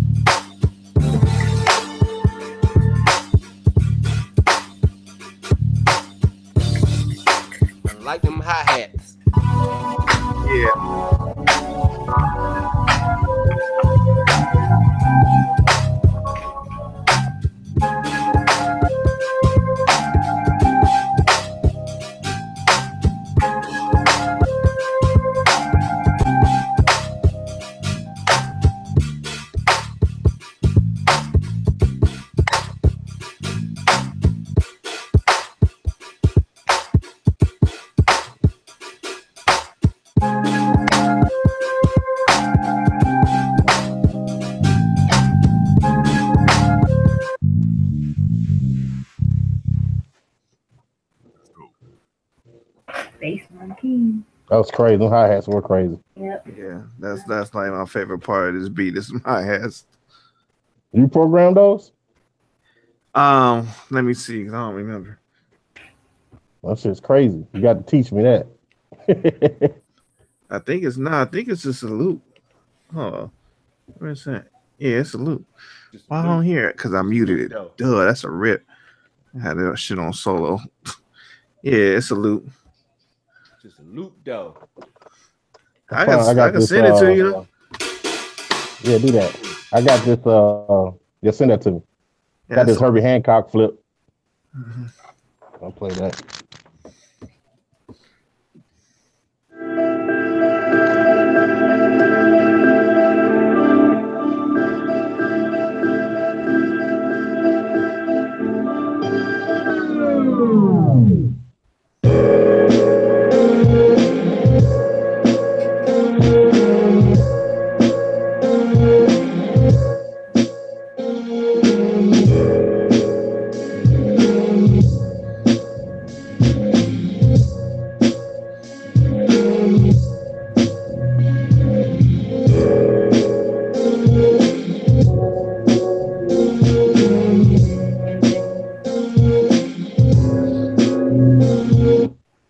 Oh, what happened? Fucking hate Google. What happened? Every time I play some shit through Google, sometimes it just stops. I should have downloaded shit. Oh well. That was dope. Dixie, I was working on some shit last night. I tried to redo something in the style of Leon Silvers. Oh shit, Leon Silvers. I'm gonna finish it up.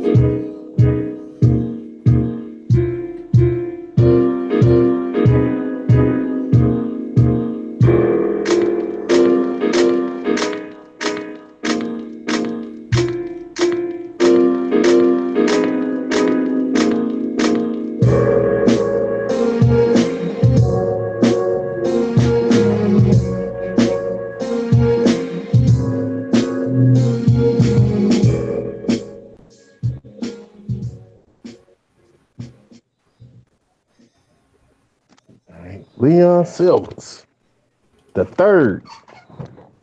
Yeah. The hell? I posted a Gladys Knight joint in Classic Status the other day. Yeah. He had produced Your Number One. That's a beautiful song. I ran into a bunch of Shalimar records the other day. I was like, God damn. Wow. That all of them. I found the Shalimar record that after Jody and the other dude that left, but it was Howard and Mickey Free and the other chick. I was like, this album has got to be cool garbage. Jeffrey Daniels. Yeah, when Jeffrey Daniels left. The original Moonwalker. And they think they still, I don't know if they get along now. No, him and Howard. I know she got a whole different They out touring. They out touring in Shalimar. See, that's what I'm saying. Wait, who touring you said? Howard Hewitt and Jeffrey Daniel are out touring right now at Shalimar. She got a group too. Jody got a Shalimar group too. Yes. Yep. God they talked about it. They talked about it on Tom Joyner Morning Show the other day, about a week ago. This is like the Temptation shit. You got like 3 different groups. So I can't blame people who want to be solo. Different climaxes. There's some other groups like that too. That was on Unsung. Oh no, go look at In Vogue to the Max. Good God. Go look at that. Oh, they call themselves EV2. I don't know. Go look at In Vogue to the Max though. Tell me what you think. In Vogue to the Max. That's I like Maxine though. I like Maxine too. It's just that but she had that short hair, boy. Woo woo. They just be so petty. That's the thing. I don't care which one it is. If you petty, you petty. They can't help it. They can't help it. They will. Carrie or Cindy. Did you say Hurts? I heard you say it. Why don't you say it again? Nah, I'm good. I don't know, but I'm looking at this picture of Maxine. Woo. She had them things. Is this recent? Oh no, this can't be recent. Swinging them things. Oh my God. These dudes. What Brian Knight say? Maxine was 5'9". Maxine was 5'9". Had a man, but she didn't mind. Keep it all down low. Yeah, that was my shit. Yeah, that and Your Love Is Ooh off that album. Holy shit! Yeah, they had a movie. But it ain't what you think it is. The tagline is "Free Your Mind and Miracles Will Follow." If you don't get the whole fuck I out don't of know here. who that is. I don't know what that is. Yeah, Jay Bishop, tell me what else you don't have, and if I have it, I'll send it to you. You know, I used to like Jay too, man. Like Yeah, Jay was dope. Jay cut clothes. I know your wife. You say your wife don't like. As long as you don't say Moke and stuff. Moke and stuff. And what's the other group? Hurts. Why Envy? You remember Why Envy? No, I got one for you. Ex-girlfriend. You know what I'm saying? Because the I'm a fan of girls. ain't playing, man. That's what Froggy Style. What was the girl group that sang that song Froggy Style? Oh, that was Nothing Nice. Nothing Nice. Yeah. But I like that group Drama that Jill Levert had. My daddy used to love Jill Levert. Oh. Yo, Jill Levert, that dude. What's the best songwriters ever? Man, what's the name of this?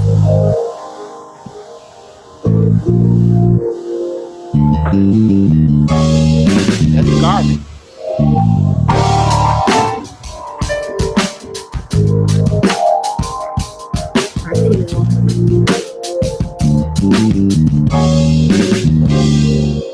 Got them RTO.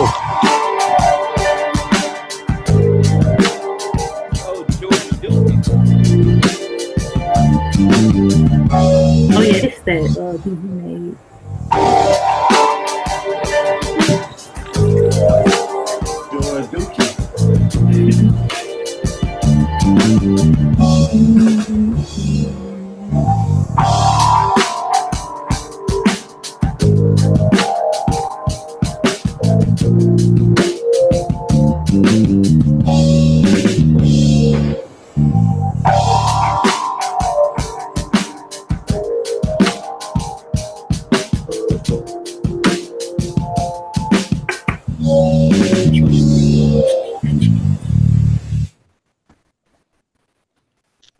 Yep. Right. Crazy. That's that beat you made when we was in the chat, right? Yeah. Right. Yep. I see what you're doing. You and them bass lines. Ain't shit. It's the calling card. Is it? I'm trying to make it be. Is it me? Oh, the song he liked was that Mr. Too Damn Good. Yeah. Mr. Too Damn Is Good. it me? Drill alert. What you thinking of? It's crazy, RTO. Right on that point. That's what you want to be your signature RTO, the bass line? Shit, it is. I mean, him and Math. Right. I mean, not necessarily the signature, but hey, that's a major part of it. I think Mav's drum programming is more signature. More his signature, It yeah, is, I think but- that too. Yeah, but his bass lines be crazy too, though. Yeah, no doubt. Now, he always be talking shit, but I think Mav's got me on that all day. I think Dixie's chords and sound choice, keyboard sound choice is more. I think I was just about to ask, what is my signature? Because I don't know. I think with Dixie is his dissonance. Wow, big word, nigga. Explain that. Hey, nigga, shit. You do the notes that kind of give you the scrunchy face. Like it's dissonance. It's like, dissonant chords. Yeah. He said, wow, big word. That's what it is. Shit. It's ain't no other way to explain it. I ain't talking shit. I like minor chords. I don't fuck with happy chords at all. Mm-hmm. Yeah. Well, for the most part, I mean, you make hip hop, and we stay in the minor realm. We ain't doing no major chords. We major, that shit gonna be happy as fuck. Like think of the damn that song "Shining" Lil Wayne had. Oh God.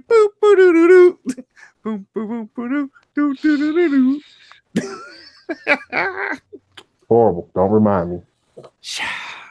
My head doesn't. I used to hate that. Is that the video with them like PT Cruiser thing? What'd you say? I think you can make a sad song with major chords. You gotta really work at it. I'm sure you can. I mean, all major chords though. Yeah, all major chords. There was a song that I learned recently had all major chords. I was surprised. I think it was the Dog Pound joint. I was like, really? Hey, did y'all like that Big Timers album? Which one? Don't get me started, because I fucked with Cash Money, but the old shit. The first one, with Hood Rich on it. The one with Hood Rich. They ain't their first one. They're the first one. The first one had whoa, keep on big baller. That's my hobby. Yeah, I'm talking about They like that beat because it reminded me of the movie Terminator. Yeah, that's man, don't get me started with the 415s in that song. What shit? Hey, that shit's the reason why I fucked with them shits because it slapped. The main reason why I like old Cash Money because they shit had hella bass. Like the beats was crazy. I tried to deny them as long as I could, but when that fucking 400 Degrees came out, I couldn't. That shit 400 slap. See me? Yeah, he sleeping toe rap. The number one. He didn't even say these on TV. You bought that. That's a felony charge. Oh yeah, I want to be fan of that. Still was brought back. I want to. Like, who is making these beats? Manny Fresh. Oh shit. That shit was like Mantronics went to the South. Nigga was using vocoder on that shit too. Yep. Then and they had the chicks, man. In Alabama, shit. They were gone off Cash Money. You play it was 2 songs off the album. Of course, Back That Ass Up. And there was another song on there too. On Fire. That was one of them, but there was another song he had. To my Juvenile? 400 Degrees. Yeah, 400 Degrees. It No, not that. Nah, that's not a chick song. It was an album cut. Oh, okay. Yeah, Chick song. Okay. A chick song on 400 Degrees besides Back That Ass Up. It got played at all the parties, house parties. Goddamn. It had Lil Wayne on it. Maybe. What was that song, man? Now I'm trying to go through this whole damn album in my head. Because I don't think it was meant to be a chick song, but it ended up being like one of the favorites. When you can see it happening. It kind of happened like that way. Like that was. It might have been on fire. What's that? My dad used to like. Girl, don't do it now. You don't know we on fire. Slow motion. Like magic on the time. That might have been it. It ain't my bitch, it's your bitch. Your bitch is my bitch, my bitch. Yeah, I can't quote no Hot Boys or nothing like that. Shit. It goes. I'll tell you, I can quote all that shit. Like, I ain't the biggest No Limit fan either. Like, I was team No Limit. I held on as long as I could. It was evident. Like, I fucking he wouldn't play basketball. It was over. When Chopper City when Bling Bling came on, I still want to. I listened to the album. I like that album, but I just kind of tuned out after that. Until and then Juvie by the came time out. when Get Your Roll On came on, I'm like, nah, I'm good.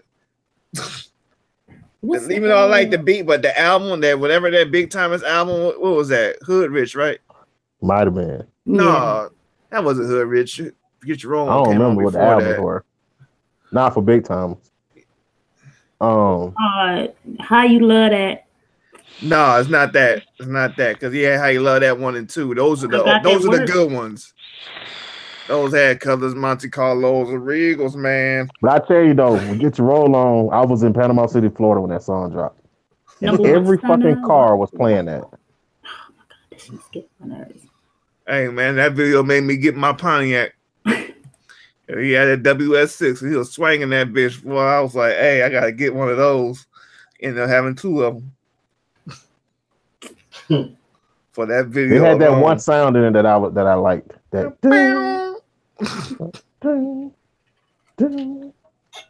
but yeah. All right, fellas, I'm about to piss out. I will holler at y'all. Peace, JB. Oh man, hold on, I need to take this. All right, Big Hurts. Did you listen to any other Music Soul Child? His other projects with his other names? I forgot what they were. You talking about the Hustle? And then he had another one too, and he was like, spiritual and stuff. No, I ain't hear that one. I've heard pretty much if he released the album, I got it. The only thing I didn't buy was it was a mixtape, was the Hustle joint, and I don't know about the spiritual joint. But yeah. I can't. Is he like your favorite neo soul artist? I'm gonna probably say yeah. Him between him and Arrow. Okay. Oh yeah. But I wouldn't even say he's neo soul anymore. Like if you listen to not anymore. Yeah. Yeah, if you listen to everything he's done since on my radio, it's totally like what's going on now. Which I like it because his songwriting is still there. Mm-hmm. It's just, it just don't have that soul element. One of my favorite songs, period, came from Music Soul Child. Half Crazy. Love that song. I can listen to that right now. My mind's gonna have crazy. Oh, that's my shit. I remember that whole group. I remember somebody chopped that up and used it. I can't think of who did this. The guitars in that was crazy. Like I'm telling you. Spanish guitars in that, man. I think he showed. But that whole album is dope. What's his name? Damn. The producer. Carvin. No, not Carvin. Hey, what's his name? Ivan Barres. Yeah, Ivan. Yeah, so he did a video showing the record, but I think he replayed it. You talking about for that song or for the other song? You talking about it's a bunch of one thing I like about them, they sampled, but they made the sample fit what was going on or whatever. Did you like Calvin Richardson? It was yeah. I like Calvin. Calvin's dope. What about what's the other dude that was out around that time? It was like a big flood of neo soul hits that came out like when I was in college. If niggas was singing, I liked them. What's his name? Jimmy Cozier. Oh, I love that song. Oh my God, he had that. He's a songwriter, man. Yeah, that was like he was a songwriter before and after that. He finally did an album on his own. Okay, but he's known as a writer. Jimmy Cozier, I like Horace Brown was my guy. I never. Horace Brown. He's all I got. Yeah. Oh, I just love that. Yeah, Jimmy Cozier, Horace Brown with the One for the Money joint. He had 2 joints. Yeah, One for the Money. His album was he had a real good album. I don't know why I didn't do the numbers, but his album was good. I like Love. Yeah, I was a Crazy fan Love. Crazy Love. Yeah. I was a fan of Michael Speaks. Yeah, Michael Speaks. I specialize. Yeah, I posted his joint today in the class. Now he had a very dope album. He redid Luther's. If only for one night. Trying to see who else. Man, like I said, they was singing, bro. Alfonso Hanna. Oh man, Alfonso Hanna. By Glenn Lewis. Oh, Glenn Lewis is. I think him and music will have in the competition of who could sound, who could be more Stevie. Yeah. Because when you listen to both of them, they I was in college when all that shit was out, and I was like, man, because that's when that music was really good in that era too. Yeah, that. But no, I'll take that back. I think D'Angelo is probably my favorite neo soul artist. Favorite, but he ain't really all neo soul. For me, I'm gonna say Erica number one, then probably D'Angelo, then probably Maxwell. Yeah, him too. Ain't nobody gonna say Anthony Hamilton, huh? Okay. Nah, man. Oh yeah, of course. Man, fuck Anthony Hamilton, man. Anthony Hamilton in there. He's in there. Let me see. Well, like, I don't think Eric Benet ain't neo soul though. Very neo soul. Yeah, he's one of the early guys. One thing about Anthony Hamilton, whenever I think about Chico him, no, Chico got some hits. You can leave Chico off. Chico got some joints. What was that one song he had? Not No Guarantees. The other one. Digging Me. Oh, Digging Me. That was my shit. Digging Me. Yeah. Did we sample Digging Me for the? No, that was Mrs. Y'all did for Blue Challenge. Miss Wonderful. Mental flipped it. Miss Wonderful, yeah, Miss Wonderful. That was Miss Wonderful.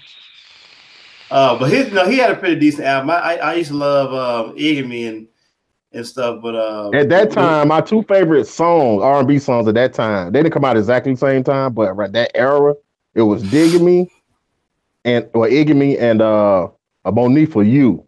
And if the sun don't shine, I just love that too. I want you. Yeah. Carl Thomas, my guy. That's my guy. I hate he got a raw deal from but BG, you ever heard that Monifa joint? It's called You. You need to hear that. Dave Hollister, another one of my he like I said, they were out, they were good. I was listening to them. Jesse Powell, man, listen. His album. I'm posting in classic status right now, BG. A lot of his album cuts. Jesse Powell, I think when I was talking about Michael Speaks earlier, one thing I used to like about Michael Speaks is his range. That dude had dynamic range, bro. I mean dynamic. I think Jesse Powell, because he won a talent show with the same song all 4 years. Jesse Powell was a little too soft for me. Man. But I mean, but like he can sing now, talent wise, he had it. Yes. But he just like I like my R&B singers to have a little rough edge. You know what I'm saying, Paul? You like Jodeci and all that.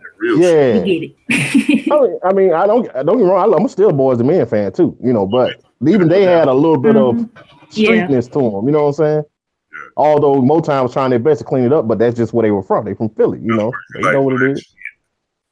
They said Wanye not he. They said he from New Jersey. He not even from Philly. Get out of here. We're close enough. Yeah, they was. It was Kill actually.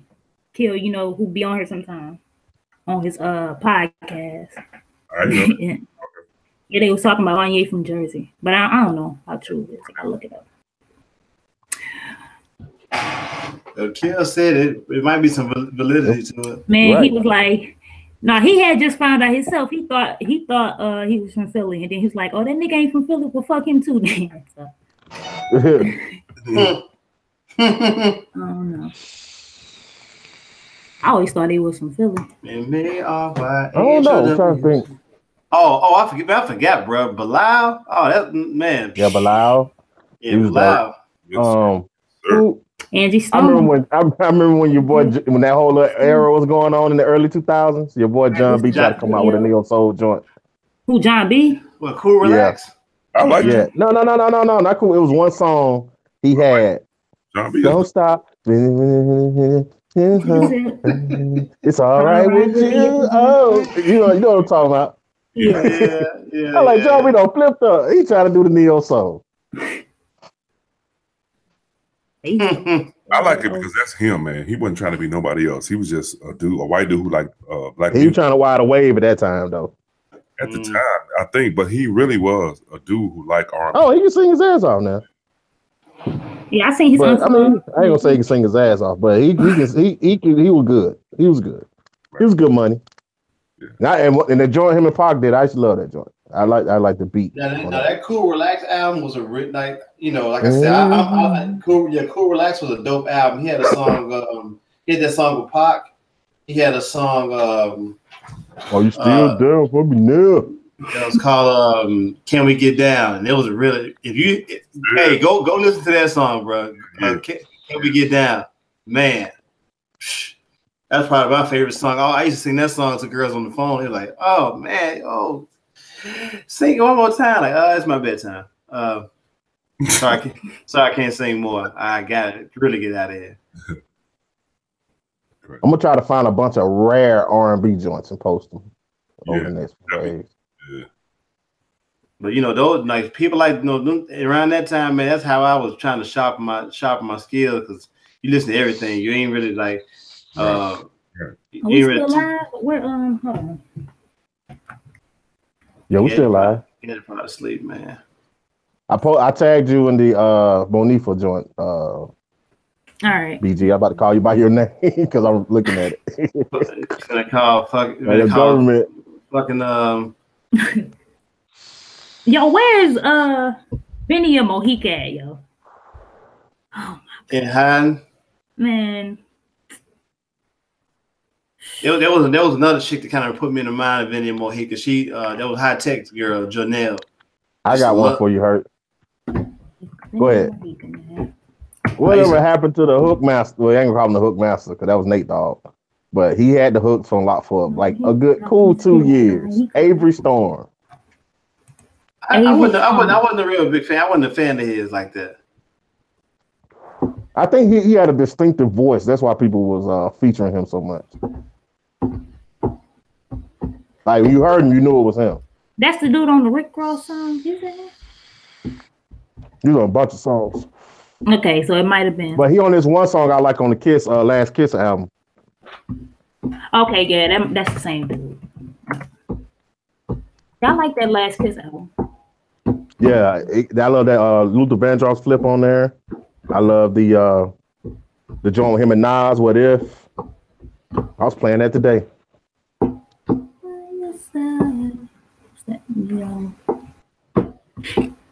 Nas is like butter when he comes on the track, man. Pause. I ain't heard it in a while. Go back and listen to it. What If? And then I listened to Jada Kiss's top 5 Dead or Alive. My favorite song on there is the intro joint, Last 48 with the Angela Winbush sample.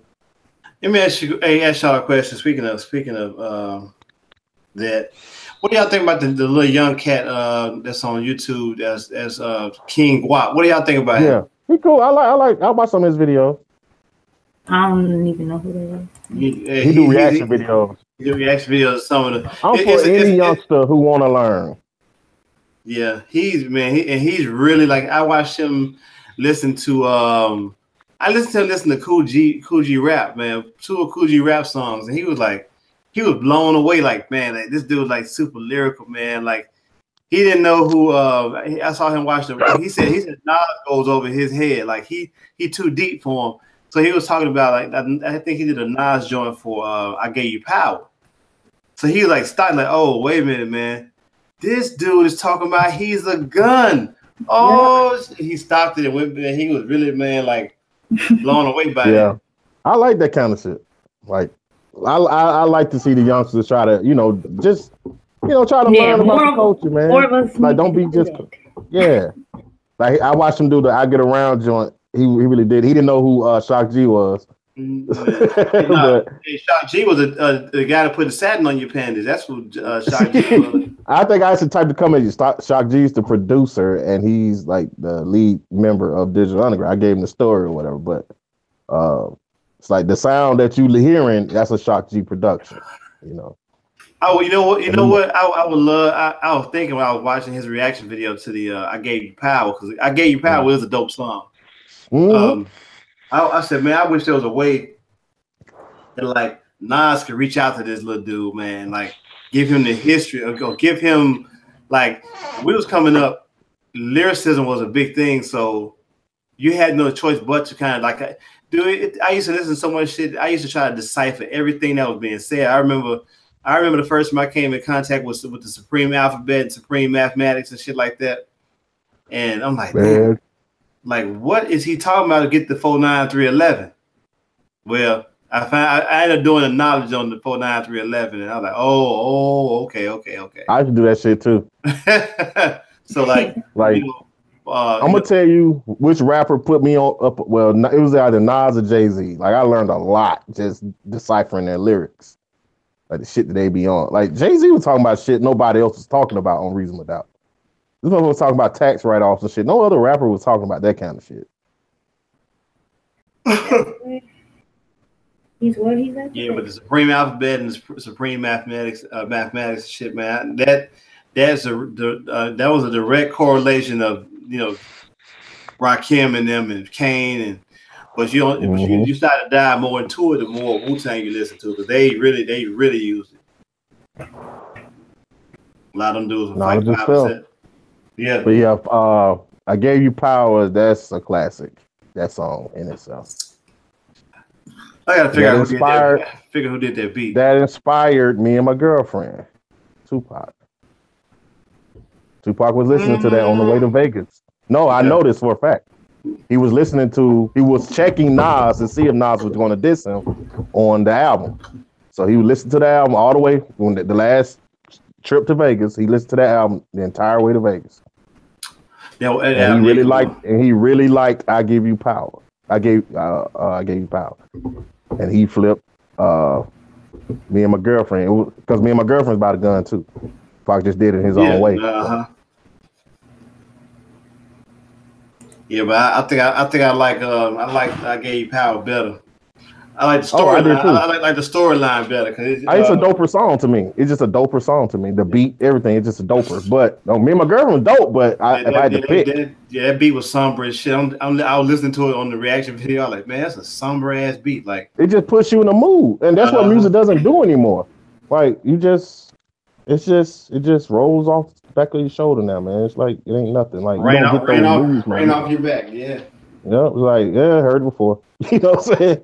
But it's like one continuous song, man. Like, you know, everything is like one continuous song with the same rapper, because even all the singers are starting to sound like now. Like most of the girls out here sing now, they sing the same exact way. And that's why Illmatic is such a classic, because I listen to Illmatic. Each song gives me a different feel. Like I feel different from song to song. You know, but the story. But one thing Nas don't get credit for a lot is his storytelling. Like he ain't no Slick Rick. Oh yeah, but he don't. He's dope. He don't get that credit. I was listening to this dude told a story backwards. People forget. Yeah, rewind. Yeah, rewind. Yeah. Oh yeah. He said some crazy shit like "Go he there." Who's thinking on that level, man? Today, nobody. I give you one better than that. By 10 from Slum Village rapped the song in Hebrew. Crank Lucas. I'm talking about in the mainstream. Crank Lucas.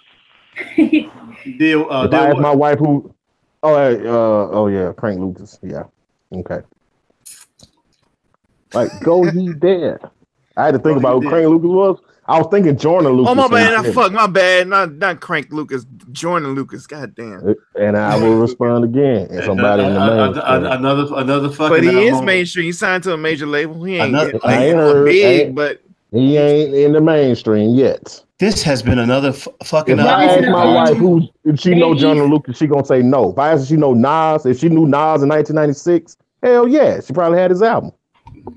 And Nas was a mainstream artist. Shut up, Hurts. Back then, mainstream had dope artists in it. Now it's the same old shit. And this was another fucking moment by RTO. But nah, man. I remember listening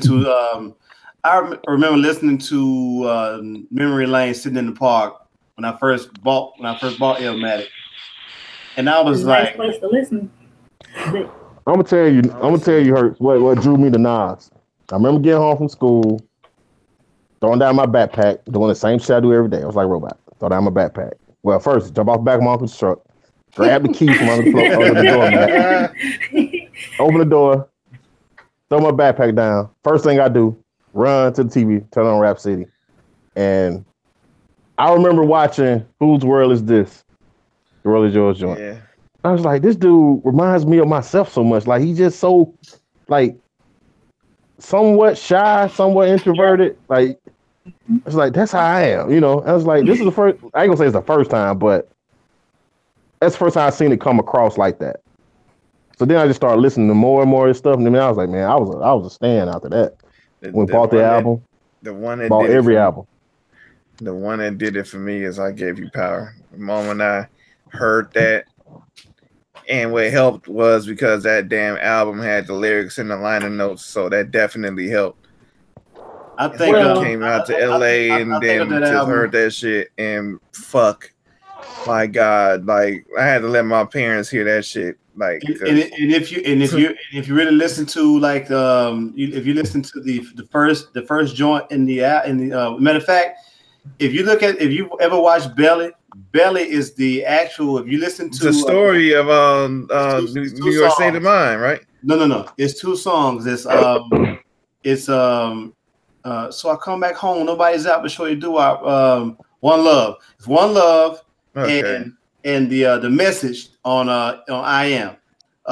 When he talks about the gun, having the drop on Black and him getting shot. He went to the hospital, got it the same night. That's that's the part where it's like a combination of Nas lyrics.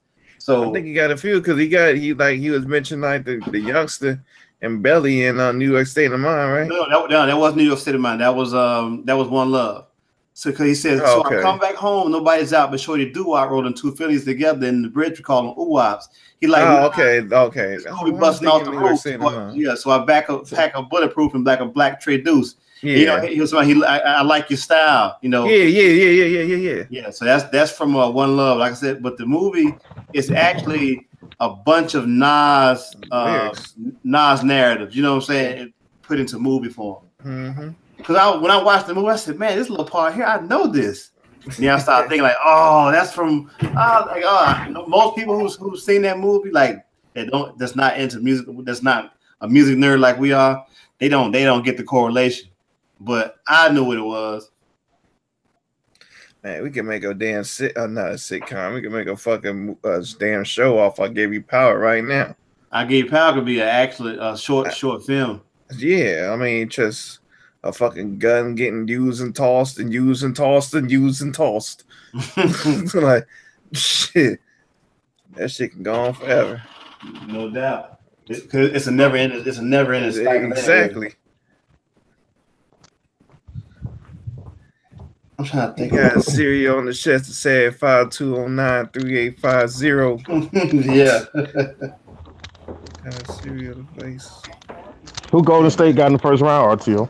Spurs. They about to lose. Is Kawhi gonna play? Shut up, BG. Been through so many towns from Little Rock to Little Rock, RC, living harshly, beat up and battered.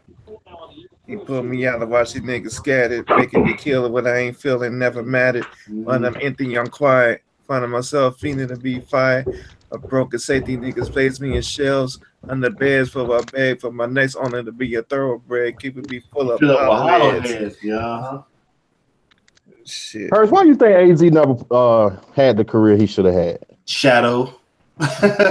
Yeah, that's all because Shadow. And on top of that, not saying that Nas should have carried him or whatever, but like I think by him being on Life's a Bitch and then because Do or Die was a classic.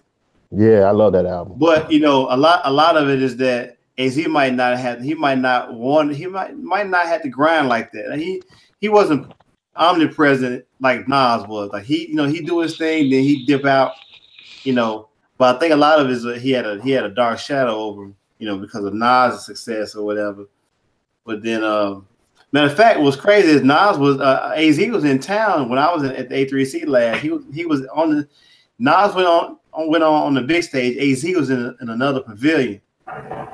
And I was trying to get the best seat I could to see Nas, but I missed the AZ show. So, boy, Gadget done fell asleep in Bubble Guts, man. How they call that man 3 times? He answered. Where is that Bubble Guts land? He took a nice mean one. Now he out. He went to sleep. Man, and he had a procedure called turd extraction. Y'all messed up. He's resting now. Oh yeah, I seen that Rhapsody. From that what's the thing called? The documentary on Netflix. But, Rapture. Yeah, I didn't know she got Graves' disease. Graves' disease. Yeah. What is that? I didn't know it, but now that she say it, I see it. I can see it. Yeah. I did not notice. I just thought her shit was like that. Yeah. But it makes sense. But then I seen the pictures of her when she was younger and stuff like that. Yeah.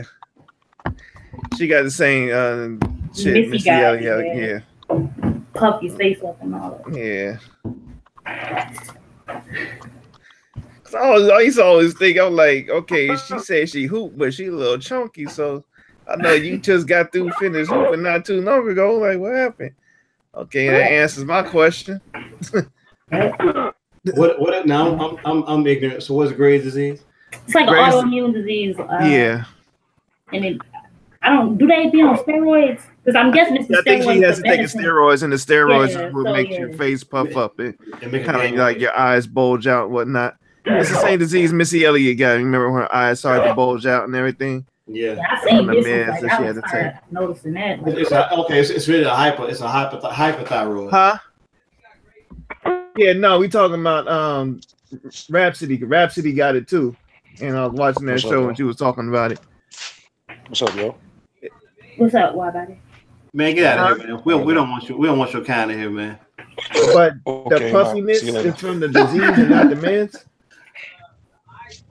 Oh, the eye bulging is from the disease, but the puffiness is from the I don't know, man. She had a song called she had a song on you talking about the ugly song, right? No. She had a song called with BJ the Chicago kid called "Knock on My Door." I swear to God, she was talking to me. If you listen to that song, listen to that song, man. He said, "Damn, nigga, you all right?" I'm proud of my cake. I got cake. Duncan Hines looking for a snake. She said something about I ain't a 10, but fuck it, Biggie was lucky. I don't know what song it was. It was I wouldn't call her ugly, but that's what she said. Who was this? I give it a roll, man. Rhapsody ain't ugly. That's what she said. She said that. She had a song talking about that. But if you listen to "Knock on My Door," I was like, what? Yeah, that "Knock on My Door." Because the motherfuckers were saying that shit on the internet and everything. Okay, this was early on. She was with these two. Knock on. Was that her first little mixtape that she had? Yeah. No, that's on the new album. Nice. So yeah, because she had this one mixtape that damn, what was the name? What was the name of that mixtape? Her she had the idea of beautiful. She had like a basketball in the cover and everything. She got game. Oh yeah, okay, yeah. That shit was dope. Yeah, knock on my door. Oh shit, Dayson was up in here. What's up, Dayson? The Civil One. NCX. Where you at, creep? Peace of Dayson. What's going on, man? What's up, Dayson? What's going on? What up, body? Was that a busy night at work? Yeah, man. They trying to get it out here, man. Fuckers. Friday. Yeah, shit. We about to be shit. Excuse me. I got hiccups too, man. I've been hiccuping like I'm about to cough on my esophagus, man. Jeez. Hold your breath. Hold your breath. Hey, man, you sound like one of them cartoon figures, man, who had too much to drink. It got worse. Hey, what was that? Was that Tiny Toon Adventures? That little ass mouse used to sneeze hella big. You like, choo. Excuse me. What was that? Was that Tiny Toon Adventures or the fucking other one, Animaniacs? I want to say Animaniacs. Yeah, I think that was Animaniacs. Hey, hurt you, Mac. You got your Mac straight? Mac game straight? Listen, man. Yeah, man. It's some shit I could have fixed myself. Damn. Just super impatient. Hey. Sometimes you gotta do what you gotta do.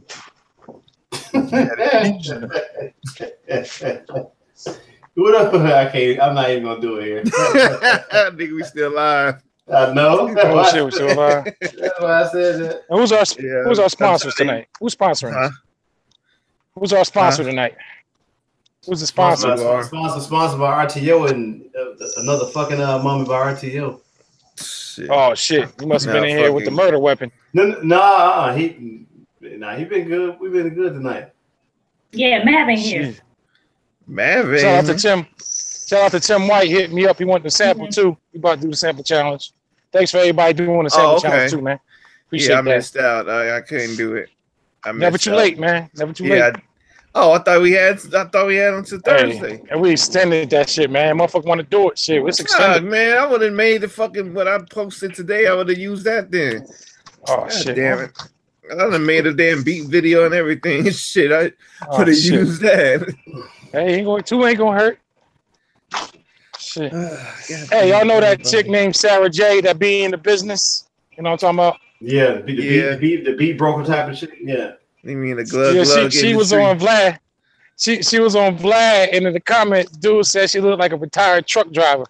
Good face. Cause she do. Oh, moon face. Body. He said body look. See a Baywatch body crime watch face. Yeah, that motherfucker. Well, I'm telling you, the comments is what gets you, man. That's not me. Right. I'm trying to stay away from the comments. Yo, comments I had you all sweating teeth type shit, man. Shit. Somebody stupid. will look at the video and analyze and say, you know what? This dude was all sweating teeth. God damn. Man, that shit that they gave me a coronary. Boy, man. They're hot, man. Turn the free on in here, man.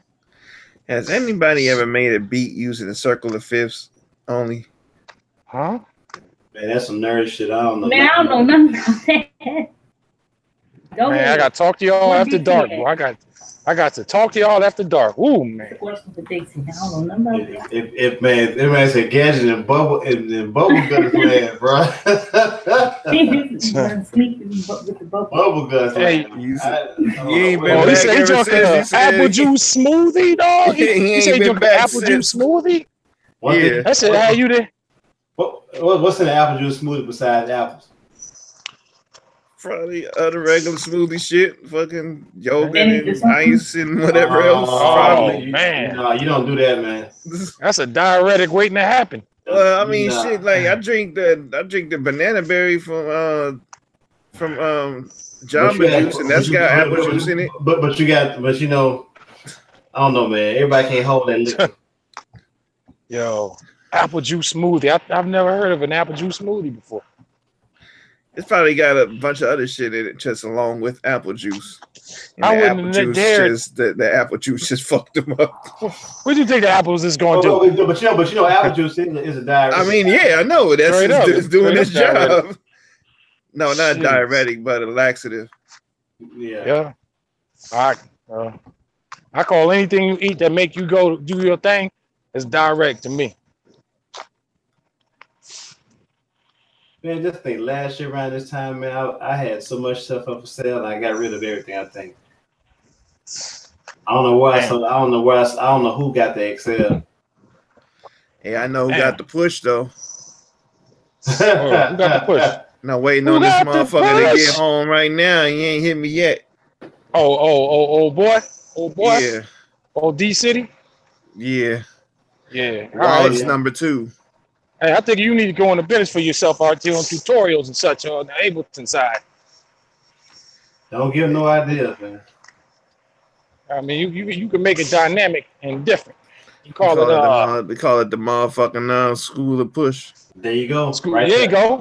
Hey man, hey, look, man, hey, I'm gonna need some credit, man, for all these names I'm coming up with, man. Hold on, how you gonna take credit for something that I already say? Well, you made it a hot line. I made it a hot song. I'm kidding, man. So you wanna just bounce out of this and make another hangout? Or what? We should. We should. Good night to everybody within the chat. My man DJ Red, Ken Diamond, they son Civil, BS Filter, CX Producer. What's up, brother? Jamari Blue Pineapples, Tashir Rashay, Blue Pineapples. I don't see them in here, but okay. BS Filter. They dropping. Yona. What's good, Yona? Young Dro, Young MA. Verb from Arizona. Davenport, Yona. Agent Smith 78. Jelani Beats. Jelani, what's good? Yeah, Jelani was here for a second. Jelani was on the panel. Chaz Fields. Mad Black Maverick, Mr. Wallace, Mike Notes. We talking about people in the chat. We talking about people in the chat, bro. I was just shouting people out. I was just saying salute to them all. K1 Classic, Peculiar. I think I said Robert Watkins. Peace, King. Big shout out to Malik King, aka shout out to him. Just keep your head up, bro. Eggerstein. Keep your head up, man. We'll be here when you touch down, brother. Beats on ice for you, my G. Right on. You got the other hangout queued up. Peace, y'all. Peace. Yeah. You gonna send a link? Yes, they are. Call me, man. Peace. Man.